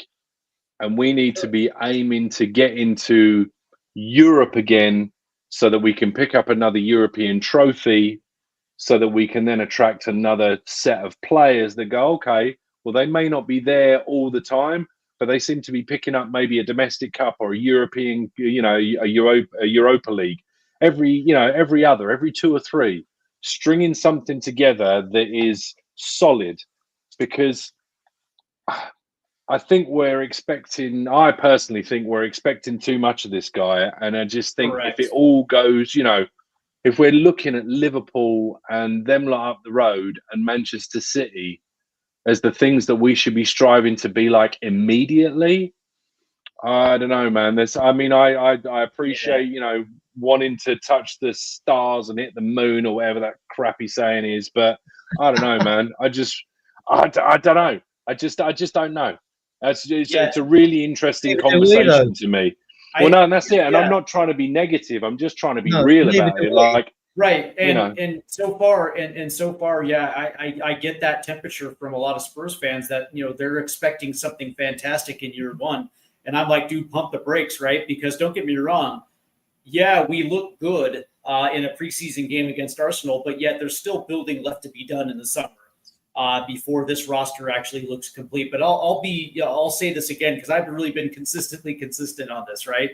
What looks good? What looks good in year one, right? For me and Thomas Frank, the years that are going to be important are year 2 and year 3, building off year 1 and having another summer transfer window to add to this. Because really, that's where we probably should see maybe consistent trophies. But in year 1, it's all about consistency, right? We've established European supremacy by winning Europa League last year, and so for me, finishing anywhere between 4 and 6 or 4 and 7, somewhere in those European spots, would be a very good first season for Thomas Frank, right?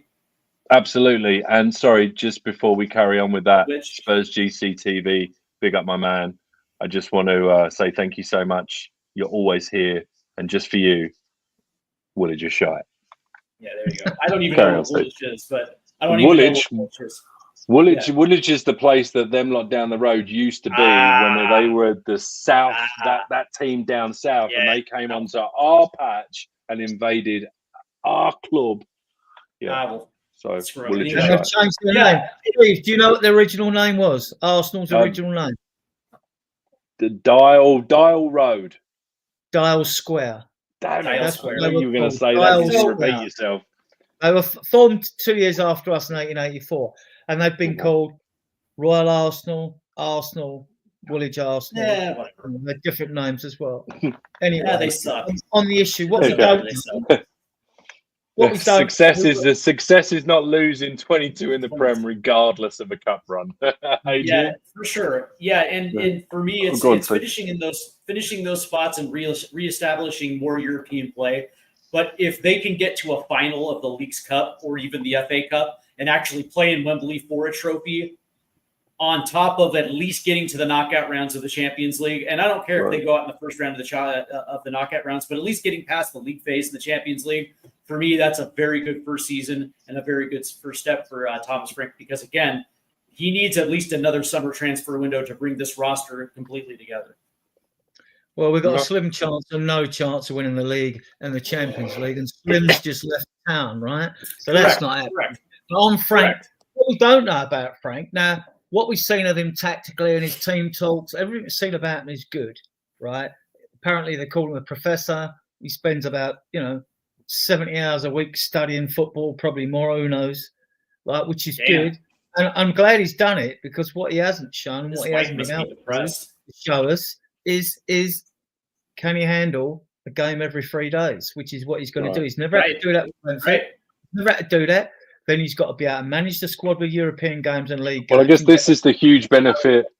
Go on. Yeah, this is a huge benefit, Adrian, of him being able to, I know we've touched on it previous, him being able to bring at least a decent chunk of his own coaching staff, because there's already that nucleus and they've got a really good idea of what he wants done, right? So that's a benefit right out the gate. Yeah, I think, look, you've always got a chance of winning domestic silverware. I mean, it's 6 games to win the FA Cup and 7 to win the League Cup, because you've got a 2-legged semi-final. So we should be looking, I mean, the manager can't say it, you've got to try and win everything, obviously, but realistically, winning a domestic trophy is on, and, even getting a Champions League place is on, because I think actually we're looking to have the best transfer window we've ever had under Levy and the board, because we've got 2 quality players in, and I'm pretty sure we will get another 2 quality players in, squad players that can be part of the first 11. I'm confident we'll get at least another 2, and Ian thinks we'll get 3 in. If we've got the amounts of money in that people are rumoured to coming in, then possibly we probably could do that. So I think we're on for a domestic trophy. I don't care which. Well, I prefer the FA Cup. There's not a lot about that, but yeah, Let me ask you, Steve, what constitutes a successful season? Would it be 7th place, not reaching the latter stages of the Champions League, and 2 quarter-final exits in a cup? Would that be success? So if they finish, let's say 6th, and get blown out in the league phase of the Champions League, and then it can only reach the quarterfinals, I guess maybe depending on player development, right? So if we see the likes of Bergvall, Odebear, Archie Gray, and some of these young players see a drastic uptick in performances, and they look like they're ready to step in and actually carry the load for the next couple seasons, yeah, I guess so. But from a from a result standpoint, yeah, probably I don't think a lot of fans would agree with that. But that's the thing. It's in the midst of a season, especially his first season, where he's actually, as Adrian just pointed out absolutely brilliantly, that we're going to see at least 2 games a week for a good 4 months of the season. And if that doesn't necessarily materialize, if injuries rear their ugly head, and that ends up being okay, that's fine. But again, we've spent a lot of time and resources bringing some of these young kids, right? And if they actually take that next step forward, I guess you can extrapolate some success. Okay. Levy and the board they'll want 5th, right? They'll want 5th. Mm-hmm. They'll want Champions League. But to us fans, if Frank in his first year finishes 6th or 7th, that's Europa League. I'll be licking my lips if we're in that next year, because I think we could win that every time we're in it. I can envisage a few years of Europa League football, and when English clubs keep winning it, and UEFA change the rules to stop us, But I mean, because that's what normally happens. And if they can get in, that's win brilliant. anything, and we finish 6th or 7th, I think the fans would say, "Okay, your first season, that's fine. That's okay." Yeah. Well, and Stanley Kush makes a good point here. Says they play every 3 days in the Championship, so it'll be okay. And I hadn't thought about that, and that's a very valid point. I guess the caveat would be that flying around and going to the depths of some parts of Europe is a little different. But I do, that is valid. So I kind of hadn't thought about that. He's probably used to a quicker turnaround than I maybe give him credit for in that case. Yeah. It's good. What about Newcastle? what about Newcastle? What's the team for Newcastle? We going to do a predicted lineup when you're ending now? Doesn't matter. No, we'll do okay. You go good to stick around for a couple minutes and do a prediction, Steve? Sure. I sure am. Well, by Why golly gee whiz, I sure am. That, by the way, that was a very good American accent. By the way, kind of hokey, but all right. No, I do a very, very good accents. I do lots of accents, as Sean Butler will also testify to on his show. I think we Beast. We play Sunday. on Sunday, I believe. We are playing the mighty Newcastle that will be without Mr. Isaac. So yeah, what are we thinking? We'll start with you, Steve. What are you hoping to see? Because I did allude to it earlier that I thought the double header before the actual tour was more about just getting minutes in people and getting some fitness up. And I was hoping that the tour we would see more of your starting 11 first squad nucleus. So what are you hoping to see? Sort of more of a continuation of that, because that back four looked really nice. Yeah, but I don't know if you're going to see what we would consider the starting 11 back 3 days later. I would probably assume there's going to be some rotation. So that being said, I do think Jed Spence is going to be out there again. I'm going to say, God, man. Yeah, I can see Vicario being in there again. That definitely that definitely can make some sense. But I kind of see like a Spence, Vuskovic, Danso, and then Archie Gray at right back. Let's see. A midfield double pivot of Yves Bissouma and Lucas Bergvall.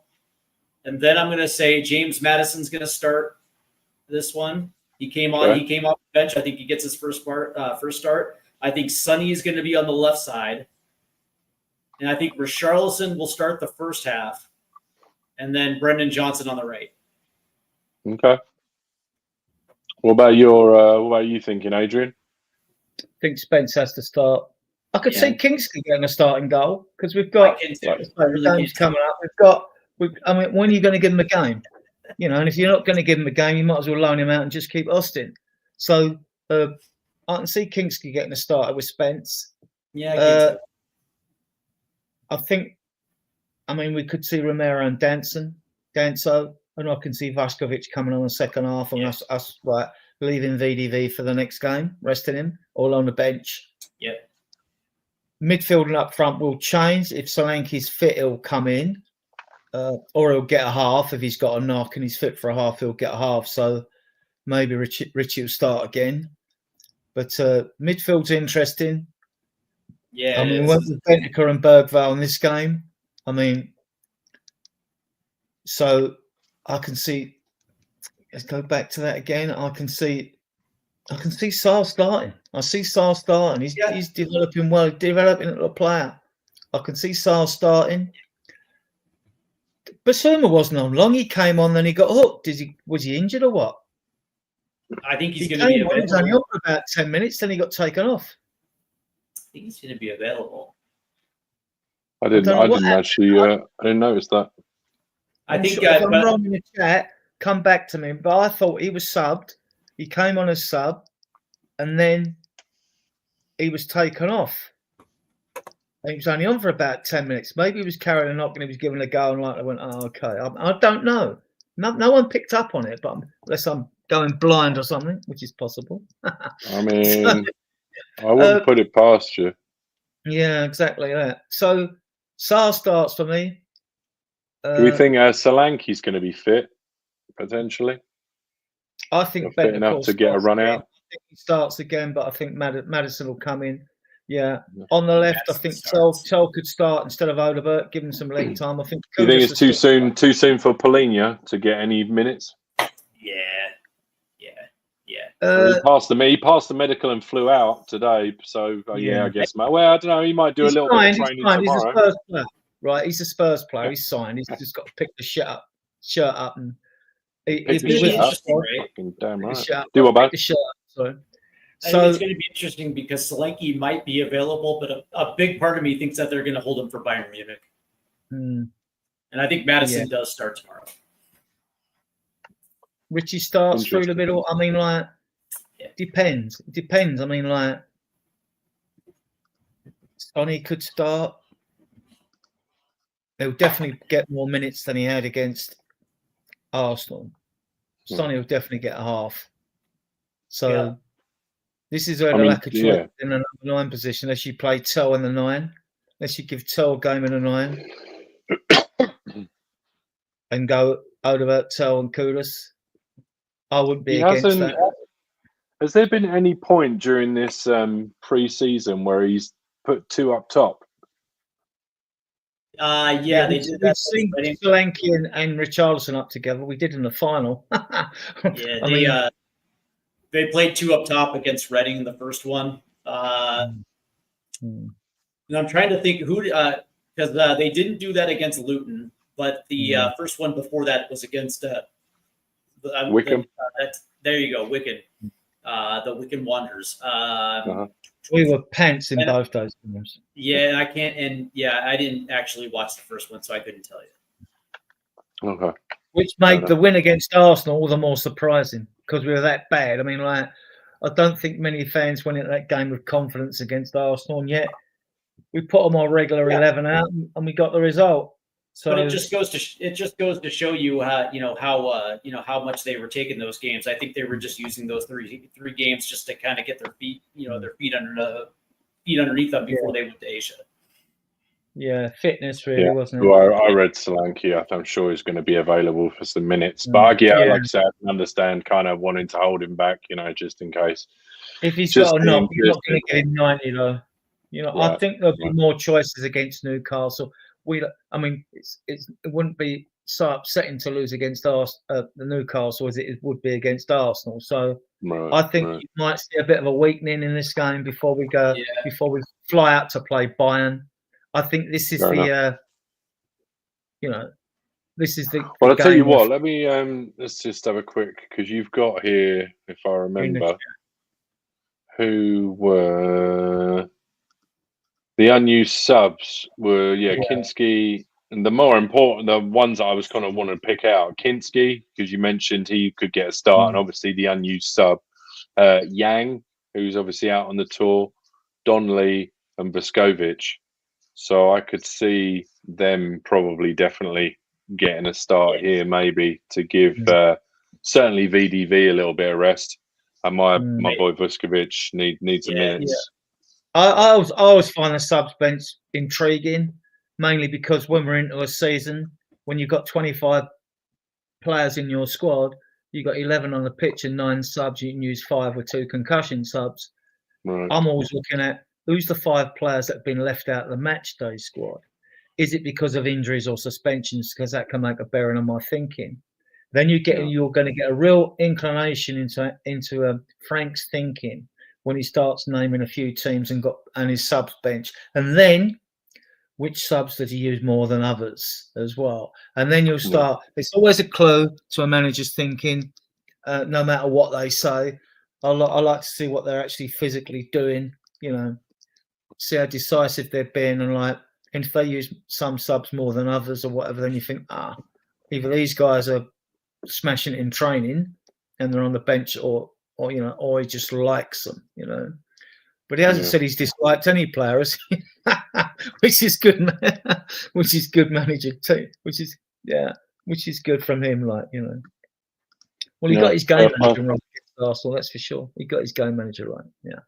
Oh no, absolutely. Well, I'll tell you what, boys. I think we've been going for about 2 hours 10 minutes. I think we're going to wrap it up a little bit. Steve, before we go. Just going to add a quick banner here, and I'm going to pop that on the screen. And I'm going to say, Stateside Steve, what have you got coming up on Stateside Footy?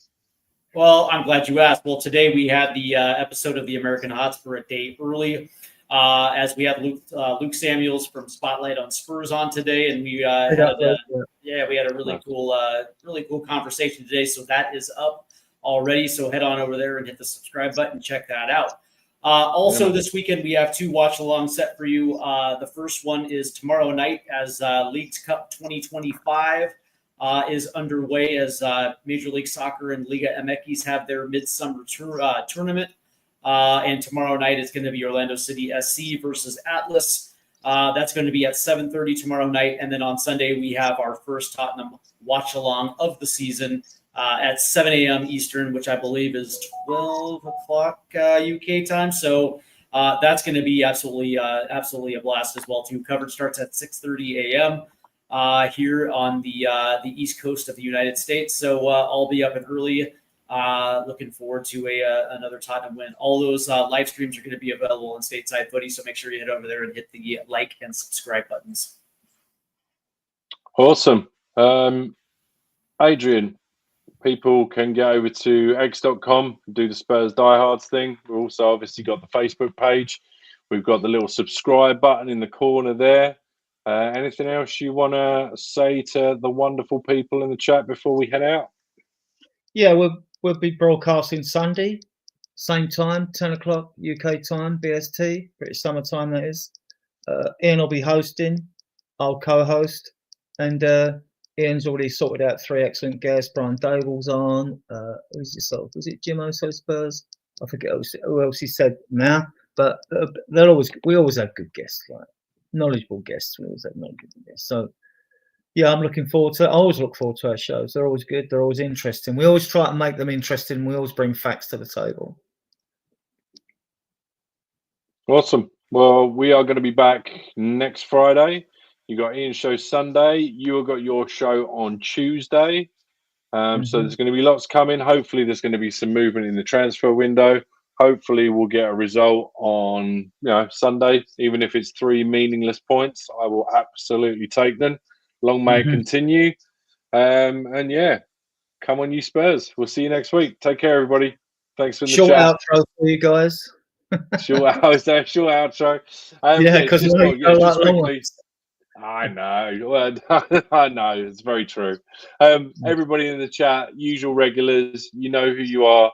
I actually want to give a shout out, my manners, my rudeness. A special shout out to Peter Cahias, who gifted 10 Spurs memberships. Then Blaine, who was a member for 2 months, then gifted 20 Spurs memberships. Then Blaine, who came in again with a $5 super chat. Then Peter, who came in again with 10 gifted memberships. Then Blaine, who came in again with a £10 donation and a super chat. So thank you to those guys, especially because with their love and support, we keep this train chugging on. Thank you again, everybody in the chat, to the mods, to the non-mods, to the members, to the non-members, to the regulars, to the newbies. Thank you to everybody. Get over to Steve. Make sure you go and check this guy out. I will be on Irish Hotspur doing a pre-game some point soon. I will also see you next Friday. And with that, thank you, gentlemen. Appreciate your time. We'll see you soon. Take care.